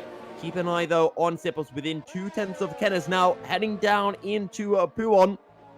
As Kenners has a bit of a tank slapper, maybe Sipos can have a little look down into campus as he makes his way through Lefania's chicane and really closing in on to the racing point, too far back down into campus to make the move.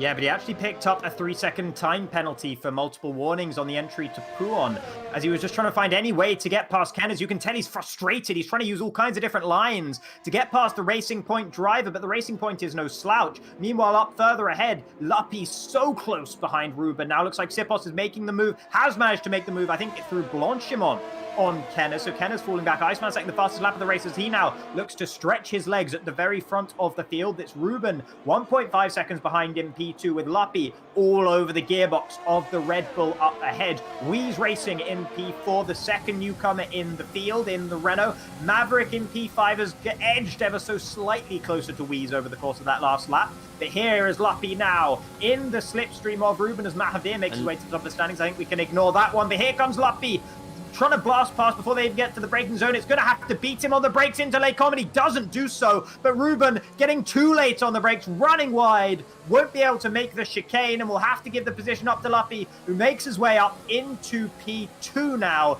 Ruben falling down to P3. Ruben does indeed fall down. He has to let Luppy through, and he does so very nicely indeed. This has meant that Wheeze Racing and Maverick have closed down these two in the battle for second place. Iceman is 2 seconds up the road, and all of a sudden Mahavir is apparently leading the race again on our timing screens, but we of course know that he's practically at the back of the field after, well, whatever happened to him on that opening lap. We still don't really know what was the cause of that issue. Let's see though what Maverick can do, because he's been the one really flying through the field so far. Yeah, I think Mahavir is actually Schrodinger's driver. He is at all times simultaneously both leading and last.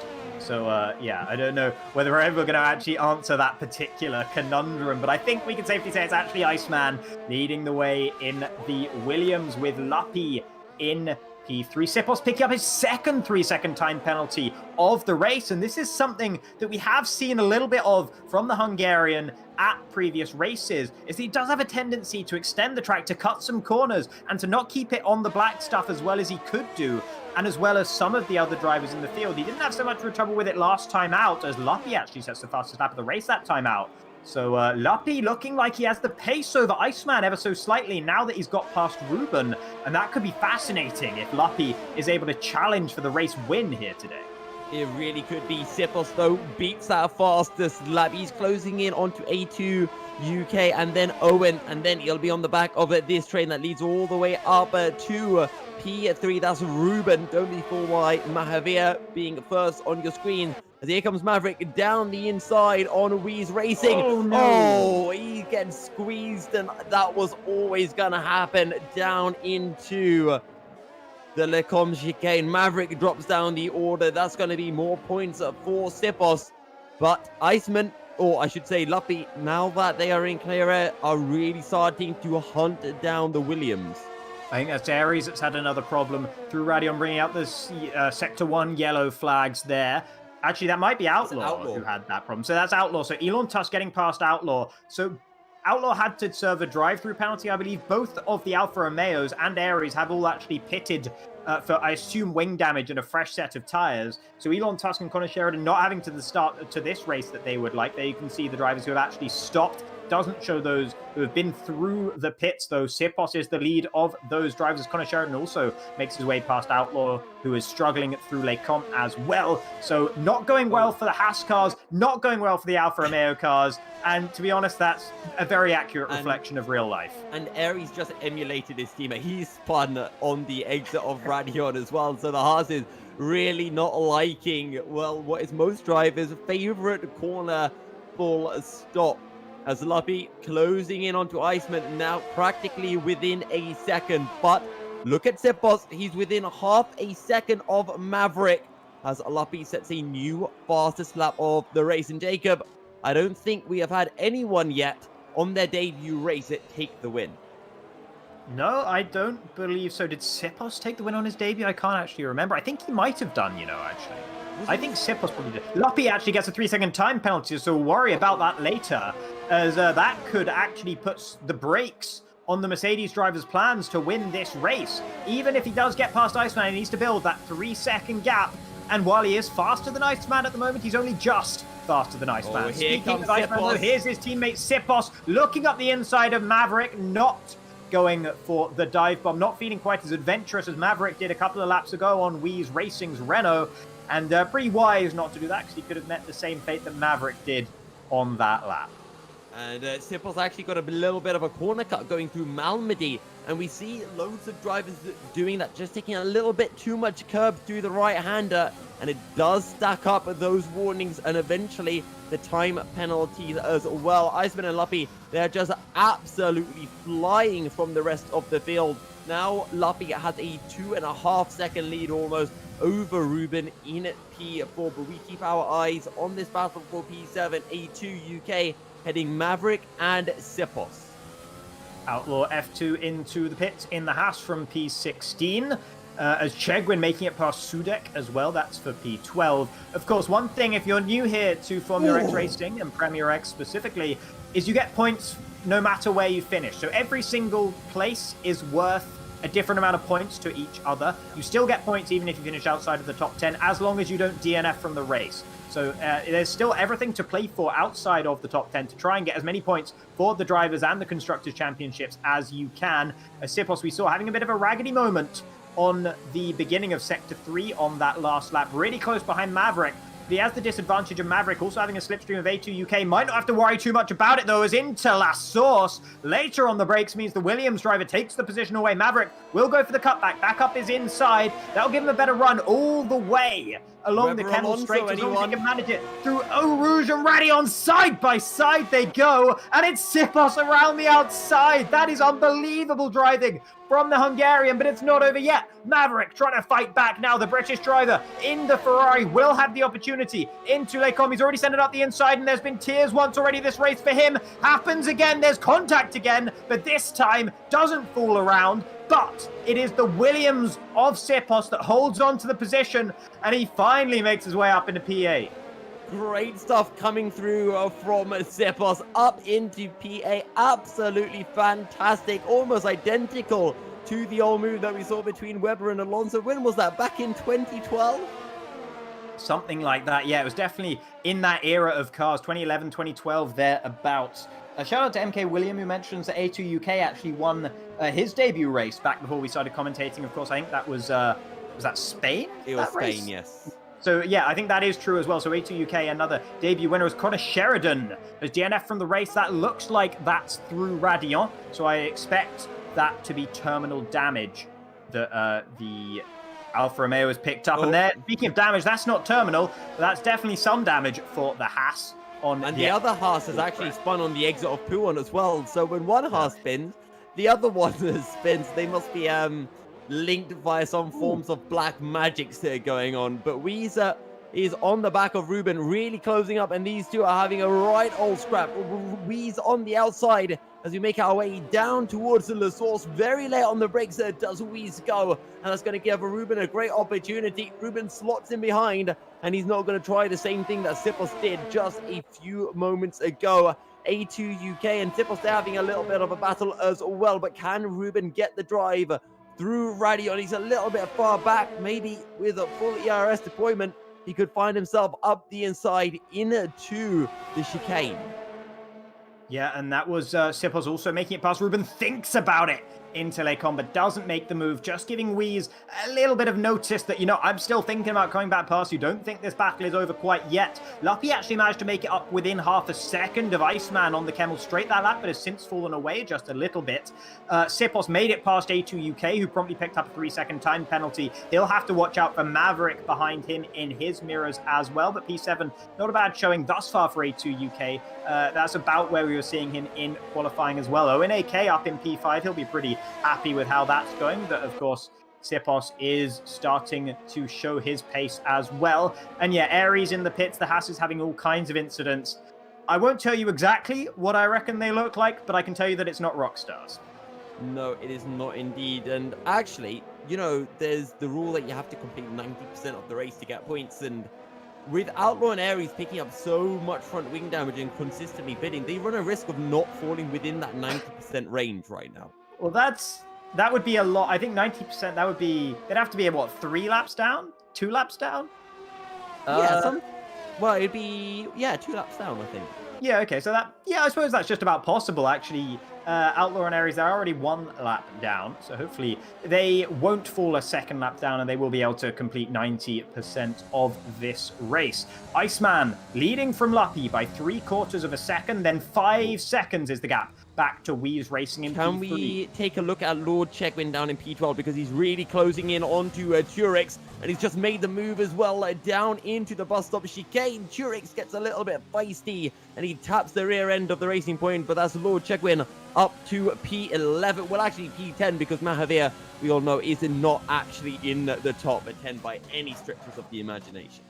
Yeah, as is shown by the fact that these guys have just driven straight through the ghosted car of the Indian in the Ferrari. So Iceman was able to hold on to the lead to Luppy. Ruben is now falling away from Weeze Racing in P3. Owen getting ever so slightly closer to his sister teammate as A2 UK and Maverick are battling over P7 through Lakon. But once again, Maverick just not having any luck in the entry to Lakon, and that's the prime overtaking spot around here.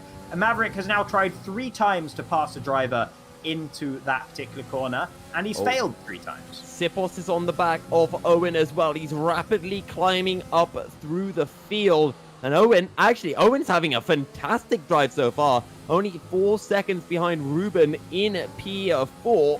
So let's see if Owen can maintain this fine form, but we know how difficult it is, Jacob, in the wet at any track to overtake. You don't have DRS, and it's just that little bit more difficult to find a way through without that overtaking aid. The source is going to be down into Le Comte is one of the best overtaking opportunities, but we've seen this man here, Sipos, find a move down into Le Source. That was on Maverick, and again, through Blanchimont and down into the bus stop chicane is another great overtaking opportunity in the wet here at Spa. Yeah, and I fear for Luppy, as you're mentioning, it's that much harder to overtake in the wet. Luppy seems to have got to that point where you're half a second behind the car ahead and you just get stuck there. Ruben into the pits, Sipos into the pits as well. Ruben was actually losing quite a lot of pace on the last couple of laps, so I wonder if he was starting to feel some tire wear in the Red Bull. It would have been a bit early in the race, but look how close now Luppy, as I said, might be stuck half a second behind the Williams up ahead. Nothing of the sort. 1/4 of a second is all that separates these two, and with the slipstream down towards Lakon, there's an opportunity here for Luppy, but he's not going to be close enough into the braking zone. Thinks about it. There's no way that's going to work. So Iceman maybe with a lower downforce setup, because Luppy, even though he had the slipstream, wasn't really closing in on the Macedonian and struggles on the exit of the Lakon complex. Oh, Maverick's having a go at A2 UK for P5 right now, down into the chicane. No. Deja vu for the Ferrari driver on the inside, I'm pretty sure, once again, and contact with the side of the McLaren. Maverick, he is going to be absolutely fuming right now, but back at the battle for the lead. Luppy, whatever Iceman does, Luppy needs to do the opposite, and by that I mean Luppy needs to pit. Very smart from Sipos to come into the pit, because the intermediate tires can easily do half the race distance, so this, by Sipos pitting at this point, he should be able to jump ahead of Owen with the undercut, and Luppy needs to do the same, because Luppy has more pace than Iceman. He just needs, or they just need to make sure that they have some clean air and put in the lap of their life. It looks like Elon Tusk is very close behind Sudek for P12. The McLaren driver, after a solid opening lap and keeping it clean where others couldn't, falling down the order a little bit. Maverick with a 3-second time penalty. He's going to be so frustrated with how this race has gone. 2 spins already in wheel-to-wheel combat. Iceman heads into the pits. Luppy does the opposite, as you recommended. It would have been better for Luppy if he'd been able to get the undercut. Yes. But maybe the overcut, he can make it work. I mean, the tires don't fall off that much. And actually, Luppy wanted to come in the pits. You could have seen if anyone's watching the highlights maybe, or watching this VOD back later, if you go back, you can see Luppy was definitely looking to come in the pits, and right at the last moment had to pull out of it, saw Iceman going in and thought, right, enough's enough, I need some clear air. Owen's in the pits, so let's see where Owen comes out relative to the Williams of Sipos, who is crossing the start-finish line now, round the outside of Kennis as well for P7. Where is Owen? Owen's making his way through La Source and will feed out behind the pair, and actually in between the 2 racing points. So that's an enormous undercut that Sipos has managed to get on Owen. Then Owen falling behind Chegwin as well, who's no slouch. And Sipos getting his third 3-second time penalty of the race. So no matter how good his recovery drive is going to be, he's at a 9-second disadvantage to his teammate Iceman at the moment. And let's not forget, he needs to finish ahead of Iceman to keep the championship battle alive. If Iceman finishes ahead of Sipos, I'm pretty sure it's over. So Sipos, really, the fact that he's picking up all these penalties could really scupper him, of course, as well as the drive-through he had from the very beginning. In fact, we're even at the stage right now where if Sipos finishes somewhere like P7 and Iceman finishes P8, Iceman still wins the championship due to those 2 points that Iceman picked up for taking pole position. So Iceman, he's practically got this in the bag. He just needs to keep it nice and sensible as Iceman closing in onto A2 UK. And we know Maverick struggled to get past the McLaren driver. Let's see whether Iceman can make things a little bit easier than the Ferrari driver did. Aries crashing out of the race. No prizes for guessing where it is. It's on the inside of Radion, of course. Exactly where we saw, I think, Connor Sheridan dropping out of the race earlier on. So both Aries and Connor Sheridan will not be picking up any points for this one, unfortunately. Luppy into the pits from the race lead. Will almost certainly be undercut by Iceman, though Iceman did have the second half of his lap compromised by being behind A2 UK, who now heads into the pits. Oh, Luppy's already off. The Macedonian driver going through last source now. They're almost side by side with a wall between them. Luppy's not going to be up to speed quite as quickly as Iceman. Track position. I think he might have done it. Look at the gap. It's not even that close. Luppy has the race lead and has pulled off the overcut. Iceman getting stuck behind A2 UK has cost him dearly.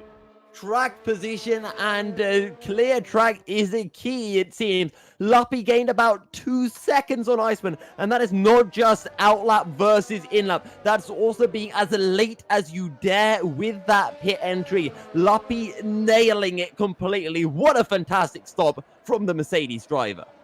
So one of our newcomers in de facto first position, the other one in de jure first position. Weeze currently is the driver in first in this race, but the Renault driver is yet to pit. Nevertheless, having a very, very strong race to definitely be in podium contention here, especially with Sipos picking up as many penalties as he has done in the Williams and getting a bit stuck now behind Ruben, who hasn't had the pace of the front three so far this race.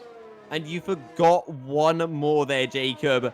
And one in a Codemaster's first position. That's Mahavir, who is still technically leading the way on circuit. I do wonder how the admins will view that one. However, Sipos, with that undercut, he is right behind Ruben as well, who has lost a whole bunch of time to Iceman. We'll also have to wait and see where Reese Racing comes out after his pit stop. Reese into the pits this lap around, so he's only going to have to do about 9 laps on his new set of intermediate tires.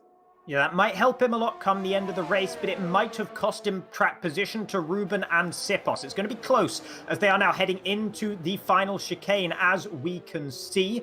Luppy leading the way now that Weeze has headed into the pits and will actually lead the second lap of the race because he led one after Iceman head into the pits. That's Sipos with the fastest lap of the race. Luppy is gapping Iceman out at the front, going faster than the Williams driver is able to do. Weeze doesn't get undercut by Ruben and Sipos, so good driving from the Renault driver to keep it ahead of Ruben, who definitely had an opportunity to try and claw back to P3 there. Sipos all over his back now as they head down the Kemmel Straight. It's going to be Sipos on the outside, Ruben taking the inside, but he's not even going to be anywhere near close enough when they get to the braking zone to think about defending that one. And Sipos breezes past and up into P5.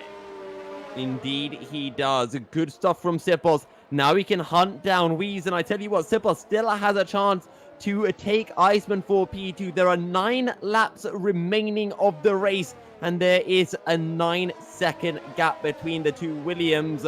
It's going to be nigh on impossible, but Sipos just needs to get his head down and do what he does best, which is drive a racing car fast.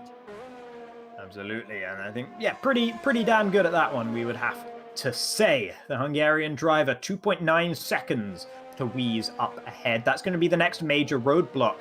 And Wheeze is no slouch here. Wheeze is a fast driver around here. So Sipos might get bottled up behind the Renault, and if he does, he's going to be losing out to the likes of Ruben and maybe Owen AK come the end of this race because of the penalties he has picked up. So we'll have to wait and see on that one. Iceman falling further and further back from Lappy. It's now up to 2 seconds, the gap between them. It's only extending by a couple of tenths a lap, but that's all that Lappy needs to take home the race win today, as long as he can keep it all on track and on the island. Ruben falling away from Sipos as well. And also, don't forget, Lappy's only 3.6 seconds behind Mahavir as well. Of course, we've got. Yeah, Lappy actually, of course, does have a 3-second time penalty. Let's not forget about that one. So the gap does need to keep coming up to Iceman behind, but now at 2.3 seconds, it's getting closer and closer to that 3-second mark as Mahavir very kindly makes his way back down to P14 so that we can see everyone in their actual rightful positions. The racing points in P10 and 11, not a good day for them thus far. Not at all, but thankfully for Outlaw, he's still only a lap down. He's not getting close to that being not completing 90% of the race just yet. But Iceman slowly drifting back from Lappy, needs to keep things... Well, right now Iceman needs to make a decision. Does he want to win the race or does he want to win the championship? I mean, the two aren't mutually exclusive, but if Iceman is prioritizing that championship win here at Spa, it might be better just to play it sensible, just to make sure he doesn't make any mistakes and just ensures that he finishes ahead of his teammate.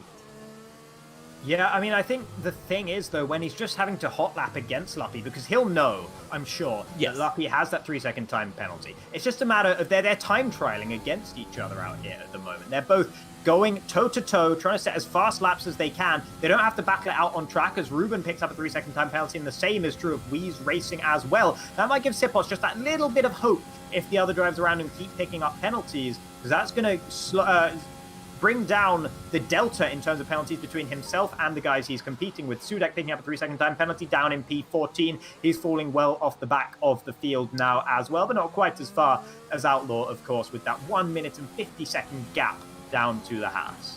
Yeah, and Mahavir, it's definitely not the Mahavir that's driving right now. It is the AI, and it is the exact same situation as what happened at Silverstone for the Ferrari driver. I guarantee you at the end of the race, he's going to be saying, yeah, on my screen, I won the race and I lapped everyone. But, well, sadly for him, the Indian connection is not the greatest, it seems, to the F1 servers right now.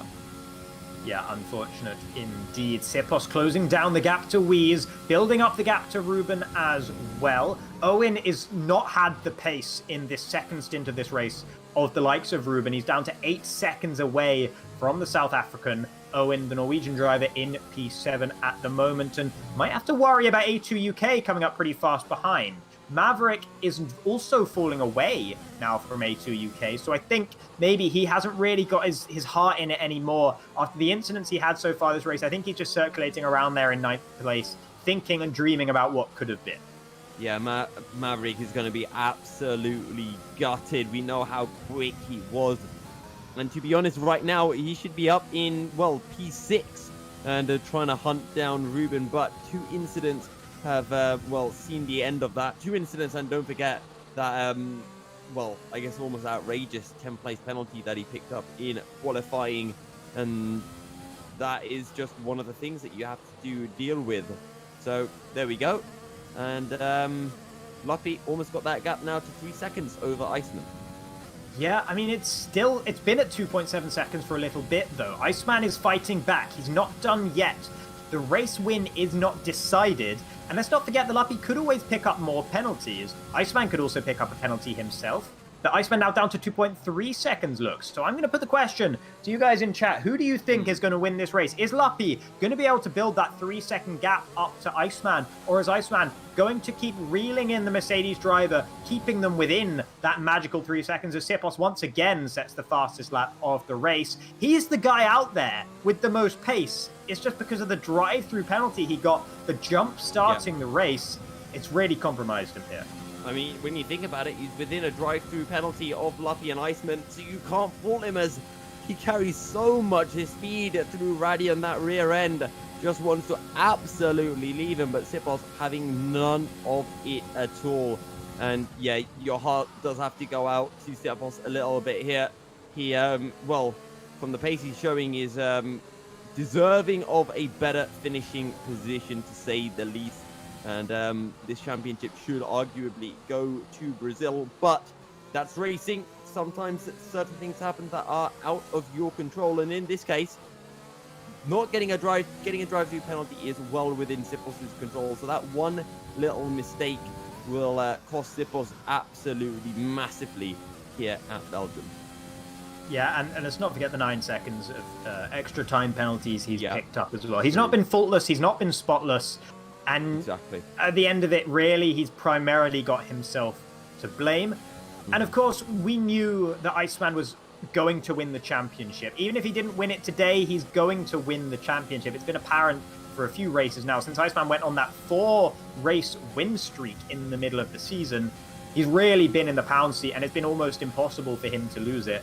And he's looked so good this season. Very, very well deserved. And we'll never know what would have happened if Cepos had been here since the very start of the season. They've been generally evenly matched, although I would suggest that Iceman has tended to have the edge on Cepos. If not in absolute pace, then in consistency. See, I would argue the complete opposite, Jacob. I think Cepos has been undoubtedly the faster of the two drivers. And sure, I agree that he hasn't been as consistent, but I think that consistency is due to no fault of his own. I mean, we remember back to what happened at Monaco, which was it was just a bit yikes, I think is the right word for it. And Cepos managed to find ways through where nobody else would, I feel, and he was just super unfortunate to be involved in incidents, lose his front wings, and even after as well.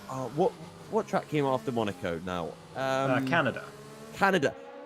I don't even think we need to mention what happened at Canada, but the pace that Cepos was able to show, again, it's just if those incidents didn't happen, which I don't think at those two tracks Cepos can be blamed for. I think here at Spa, 100% the blame has to be on Cepos unless there was some kind of glitch that caused that drive-through or caused him to go early. But I think at those two tracks, Cepos had the pace, and then even after that, we've seen Cepos just generally be quicker than Iceman in qualifying and race sessions.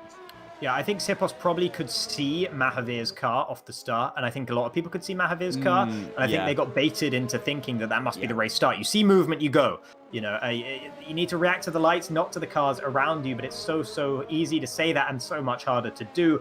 Iceman has been tantalizingly on the edge of that 3 second. He's been dropping in and out of that 3 second margin to Luppy. In P2 at the moment is Iceman, still pushing his heart out to try and win this race. Whenever you win the championship, you want to do it with a race win to be that cherry on top. A2 UK also now really close to the back of Owen AK. Owen doesn't have penalties. A2 UK has at least one 3-second time penalty. And actually, that's A2 UK. As soon as I mention him, he had an incident through curveball Frere and has fallen down to 3.8 seconds away from Owen. Chegwin now close up behind Kenners, who's been closing down Elon Tusk. So we might see a 3-way battle for P9 sooner rather than later. Luppy with a 3-second time penalty, and that might have just thrown it all away for the Mercedes driver.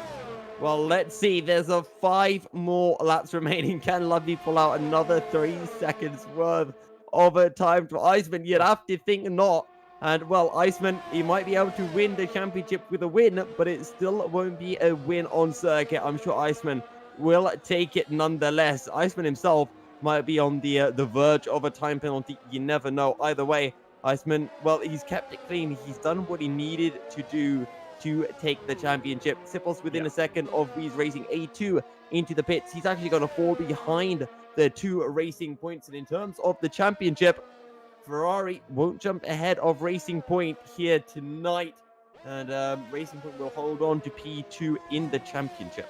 Speaking of Racing Point, they're very close together on track at the moment. Looks like they haven't been able to make the move through Les Camps. Lil Chegg very close to the back of Kenners, who just picked up a 3-second time penalty thanks to all the pressure that's being put on him by his teammates. I think he must have cut the corner in either Eau Rouge or Radiant, and as a result picks up a 3-second time penalty. I don't think that's his first of the race either. I couldn't speak to how many Lil Chegwin, of course, has in the second of the 2 racing points out here at the moment. Cepos makes it 12 seconds of penalties for himself. That's going to be some solace for Ruben, who doesn't have the pace, but will have the consistency. And oh no! Oh, That's Sipos. Is that into the wall? Is he just retired on Can purpose? we ride I'm on not sure board what's with happened. Owen here, actually? Because Yeah. he's about to approach. If we just sit on board with his Right-hand side cockpit of the view. track. Where is the car? It's Ah, gone. already It's gone. been cleared away. I'm not sure. I think that might just be frustration and a retirement from the race rather than a crash. It's a very weird place to have a crash if it was one. I don't think he was close enough behind Wheeze for there to be contact between the two drivers. So I think that might just be Sipos getting frustrated with himself and throwing in the towel here. And yeah, that's a pretty ignominious end to his title challenge. As now Chegwin around the outside of the first part of the bus stop chicane will make it past Kenners. Kenners not being able to fight back through part 2 of that chicane will slipstream him down up towards Last Source, but I don't think he's going to be close enough. So that's little Chegwin up into P8, and now he will be the racing point, looking to hunt down Elon Tusk. But the more these two battle, the better it is for the Canadian, currently sitting in P7 in the Alfa Romeo. I'm going to go out on a limb and say that Sipos' crash wasn't intentional, because I think Sipos is the kind of driver that, even if he did get frustrated, I think he would retire it in the pits, as is the proper etiquette to do so. So I think he just had an absolutely massive tank slapper, tried to catch it a few times, and ended up losing it into the wall. That's why it was so far up on the straight. But again, we can't know unless we see his personal footage.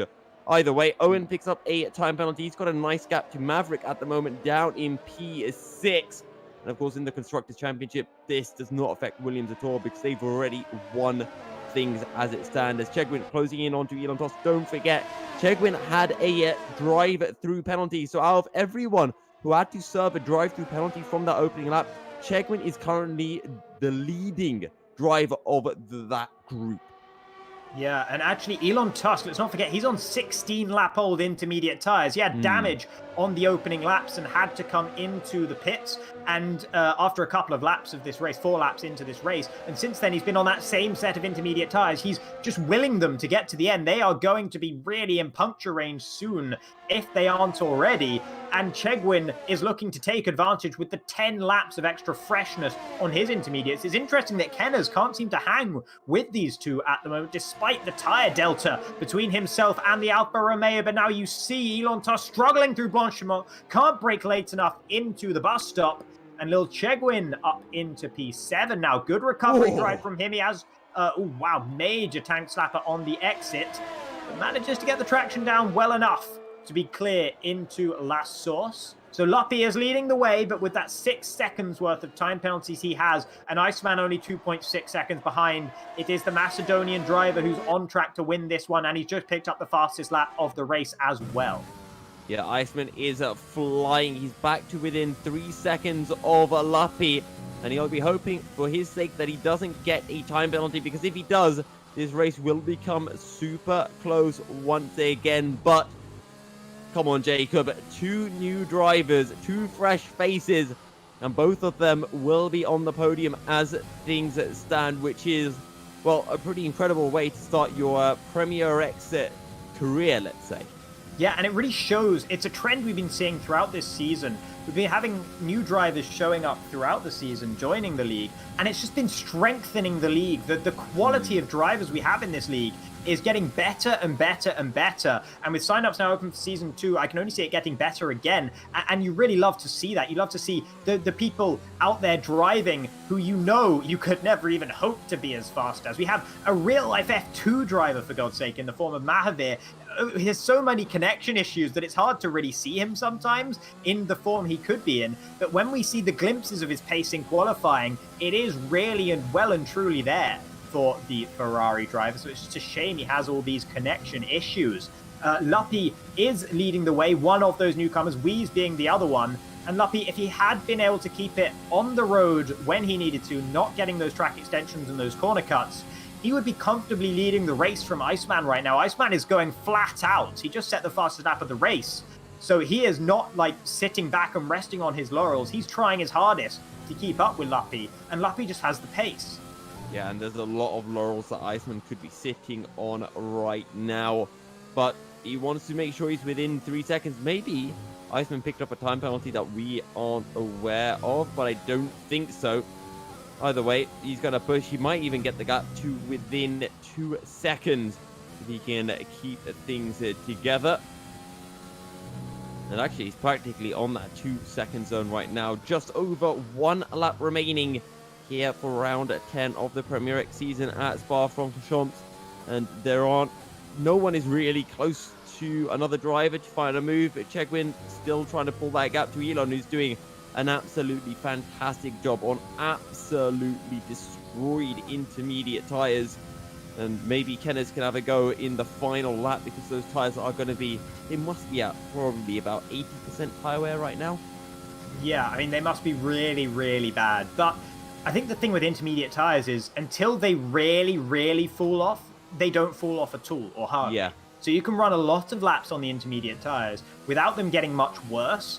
And then, but once they get to about that, I want to say it's about a 15, 16 lap mark around here, they're going to absolutely fall off the cliff. So Elon Tusk is doing a great job to keep himself comfortably ahead of Kenners, who was much closer to him only a few laps ago. He's built that gap back up with the help of Chegwin coming through as well. But nevertheless, Elon Tusk is doing a stellar job, having to come into the pits that early and not looking like he had all that much pace in qualifying to do a pretty solid effort in this race. Yep, indeed so. And don't forget, Iceman's already won the championship because Sipos has DNF, so that's not even in question anymore because of that retirement from the second Williams driver.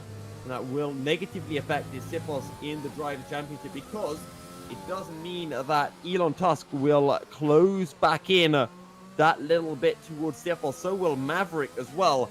And it's a case of what could have been for Maverick if he didn't have the issues that he has had. Maverick currently in P6. Of course, Mahavir not actually in P3, but riding on board with Iceman, the lap of honor, if you will, within 2 seconds of Luppy, who Luppy has had an absolutely fantastic drive, but as you mentioned, Jacob, those incidents just not keeping it as clean as they should have done will add a slightly better taste to their debut race. It'll be a win on the circuit at the very least, but our eyes are on that man in P2. Iceman hasn't picked up a time penalty all race. He's kept it clean. He's done what he's had to. Luppy has shown phenomenal pace and will take the win out on circuit. They make their way through the bus stop chicane. You can start the fanfare, because while Luppy takes the win here at Spa, it is Iceman who takes the Premier X Championship. Yeah, and huge congratulations to Iceman. He's been a real asset to this league. He's been a stellar driver. He's been a clean driver throughout the vast majority of the season as well. He's been great when we've had him for interviews, and he's a really nice guy as well. So massive congratulations to Iceman for picking up the inaugural Premier X title.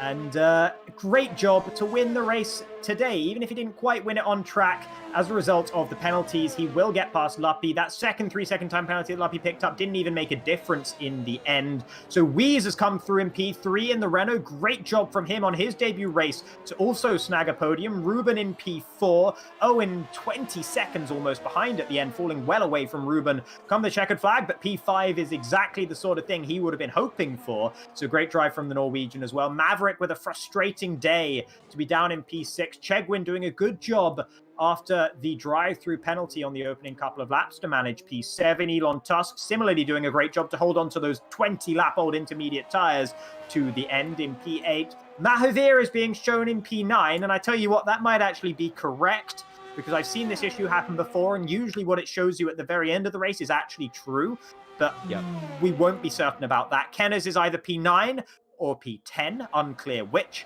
A2 UK, either P10 or P11. Churek, same for 11th and 12th. Sudek, 12th or 13th. And Outlaw will manage not to fall 2 laps behind. Just showboating a little bit through the final corner here. Great job, Outlaw. Well done today in the Haas. Race didn't quite go the way he wanted, but at least he's seeing the funny side here. Doing the donuts in the bus stop.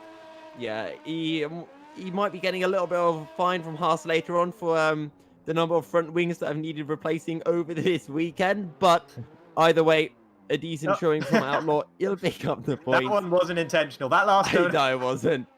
Oh, and he just drove the 2 This meters is the into bit the where wall he as gets well. That was perfect. disqualified for going the wrong way around the circuit. Hey, He's there already we done go. that once in qualifying. He's looking to do it again here in the race. I tell you what, I'd spin that round and cross the line properly if I were him, because he has the chance to get points. Hey, he's been lapped twice. Going, no, he didn't. He just got across the line in time, even though it was backwards. I think he didn't get lapped, of course, because Luppy has that 6-second time penalty as well that you have to add on there. Wow, what a pose that is. That looks Chegwin. flexible. Yeah, driver of the day for Chegwin. I'm not sure about that one because, of course, he did pick up the penalty as Iceman walks like an Egyptian onto the podium to accept the trophy for the win here in Spa, and he'll soon be accepting the trophy for the win in Premier X as well. Yeah, he will indeed. Fantastic job by Iceman this entire season. Has Iceman actually finished outside of the podium? Yes, once, Last last race time he did. out. Yes. Last race, he finished 4th. Other than that, it's only 1st and 2nd for Iceman, which is insane. Wow. Almost a Marc Marquez-esque season for Iceman. Season 2 won't be as easy, that's for sure for Iceman, but he will take the win nonetheless. One of 2 drivers to not pick up time penalties. Elon Tusk being that second driver, almost jumping ahead of Lord Chegwin at the end. But that is your top 10. Iceman from Luppy, from Weiss, from Ruben, Owen in 5th, Maverick in 6th, Lord Chegwin in P7, Elon Tusk, Mahavir, and Kenners complete the top 10. I'd like to give a little apology as well to Yuppie, I believe, in P2, Oh, is it who Yuppie? might have been calling Luppy the whole time. It's very hard to tell whether it's the capital L or the I. Pretty sure it's an I, although it could be a lowercase l. Hard to tell. Either way, it's either Luppy or Yuppie. I'm sure one of his fans in chat can let us know, because he seems to have a couple of those at least. A popular I saw a P2 capital for the L. newcomer. I have seen a capital L in chat from a few people. That's true. Okay, so it is Luppy. I was wrong. Ignore my apology. I take it all back. I never apologize. I did nothing wrong. It was all okay. It is Luppy that Okay. took P2. On that note, though, we're going to be heading into a short break. When we're back, though, we will have interviews with hopefully our top 3. So if anyone in the chat has any questions they would like us to ask us, I've just seen a very funny meme dropped by Sam in the Discord server. But if anyone has any questions that they'd like us to ask, do drop that. If you're about to head off the stream, make sure to head on over to the website. Sign-ups for Season 2 are now open, so make sure to jump on board with that. And, of course, to our new partners as well. Do you want to give the details on that one, Mr. Jake? Yeah, of course. So Rogue Energy being the new partners, energy drinks manufacturer. If you go to their website and order anything, you can get 10% off with the code FXR101. That's 10% off with the code FXR101. And on that note, we're going to head to that short break. We'll be right back with driver interviews.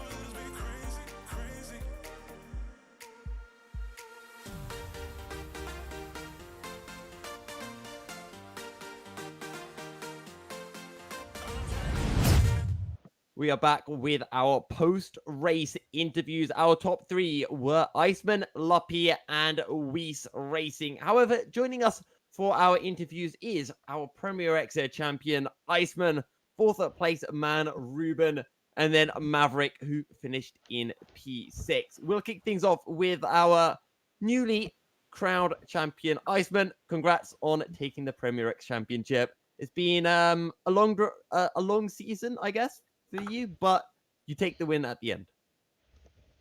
Yeah, it's always a long season when you're leading the championship because the pressure is on every weekend. And I really had pressure to perform this week. I mean, I could have won the championship next round, but I think it meant much more than I wanted here at Spa. I want to thank many people for this.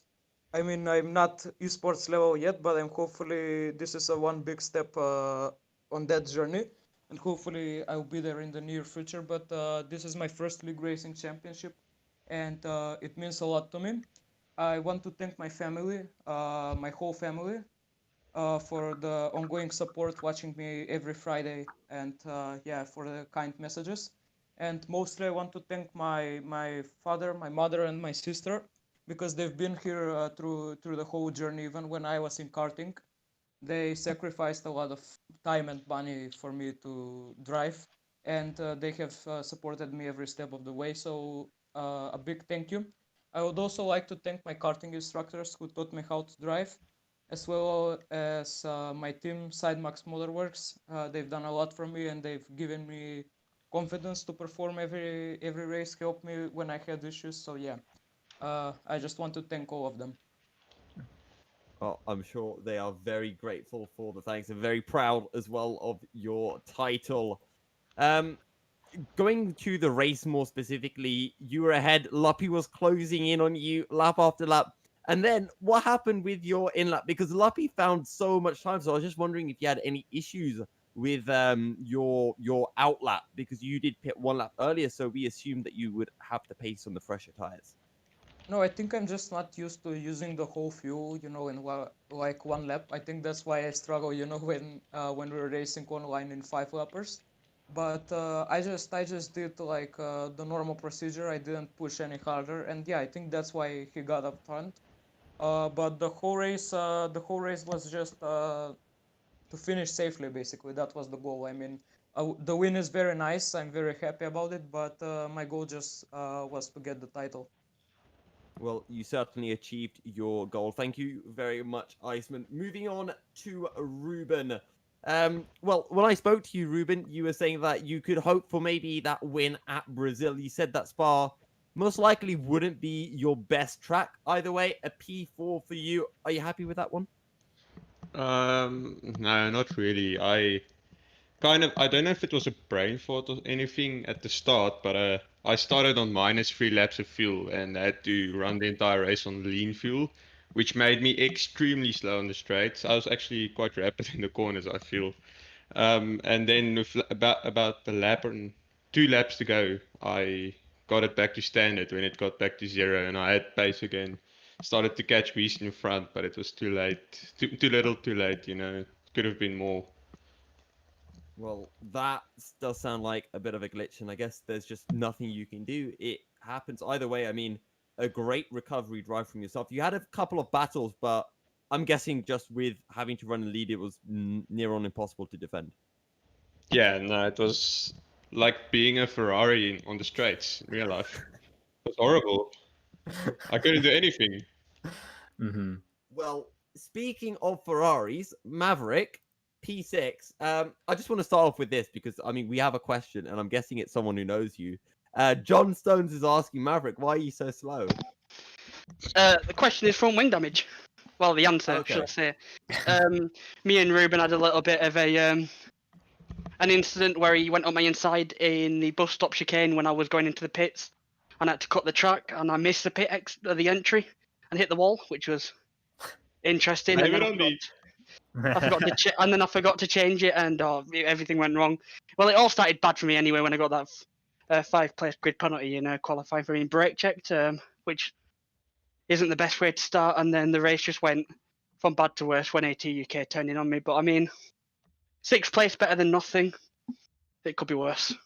Yeah, damage limitation for you, and 2 incidents going into Les Combs at the end of the Kemmel Straight, and I think both of them with you on the inside as well. Yeah, it's more of the fact of getting alongside and the gap closing, and there's physically nowhere you can go on the inside. It's either hitting the wall, going on the grass, or just taking both cars out. And I decided to go for the first option of just wiping myself out rather than both cars, but it happens. Well, either way, you do finish ahead of Elon Tusk in the standings, or ahead of him on circuit and in terms of points. So you close in on that P3, and of course you close in to Sipos as well. So that battle for P2 is well and truly alive. Do you think you can take second in the championship? It's a bit of an ask. I mean, it's always possible with him retiring today. But Brazil and Abu Dhabi are quick tracks for me, so hopefully I should be able to put a fight up to both the Williams and see what happens. And Jacob, I'll leave it to you to ask any further questions. Any further questions? Well, I guess to Maverick, kind of related, but are you going to be having nightmares about the entry to Les Combs tonight? I was having nightmares before I made the moves, so I mean, right. Yeah, because I could break so much later than everyone else, and then people don't realize you're side by side, and then just turn in. So I mean, it happens. It's racing, but I mean, yeah, people just need to be more aware that if there is someone on your inside, then you need to leave them more room than that, because otherwise it's just going to end up in a car spinning. Mm-hmm. Yeah, Maverick. And Maverick, were you recording your perspective? And if so, could you send it to me so I can analyze it for the next pre-race analysis video I'm going to be working on? I will try and get it to you for the next race, yes. Thank you. Very much appreciated. All right. That's all. No further questions. I'm only self-interested questions today. No further questions, Your Honor. You're free to go. But no, congratulations once again. Massive congrats to you, Iceman. I just want to say something because Yeah. I'm not sure if I'll make the interviews the next 2 races, if I don't finish in the top 3. But I would just like to thank the whole Formula X organization, the admins, the commentators, the stream managers. Everyone has put in so much work into this. And I think it's definitely one of the best leagues I ever raced in, if not the best. And I'm just very grateful for what you guys do every race. So thank you. Well, we do thank you for the support. Iceman, definitely stay with us for a second, because I do have some final use for you before we end the stream, let's say. But yeah, thank you to everyone so much for tuning in. This has been round 10 of the Formula X Premier X Championship. Iceman takes a win after time penalties come into play and takes the championship along with it after his teammate Sipos DNF. A final shout out to our sponsors over at Rogue Energy. You can get a discount from their store for energy drinks using the code FXR101. If you haven't already, do make sure you subscribe to the YouTube channel and on Twitter at Formula X Racing to stay up to date with everything Formula X Racing related. Signups for Season 2 are now open on the website. The link to that is in the description below, www.formulaxracing.com. Iceman, could you do the honors to close out the stream for us? Yeah, thanks to everyone who watched the race. Your support means a lot. I hope everybody gave you a great show, and see you next round on Friday.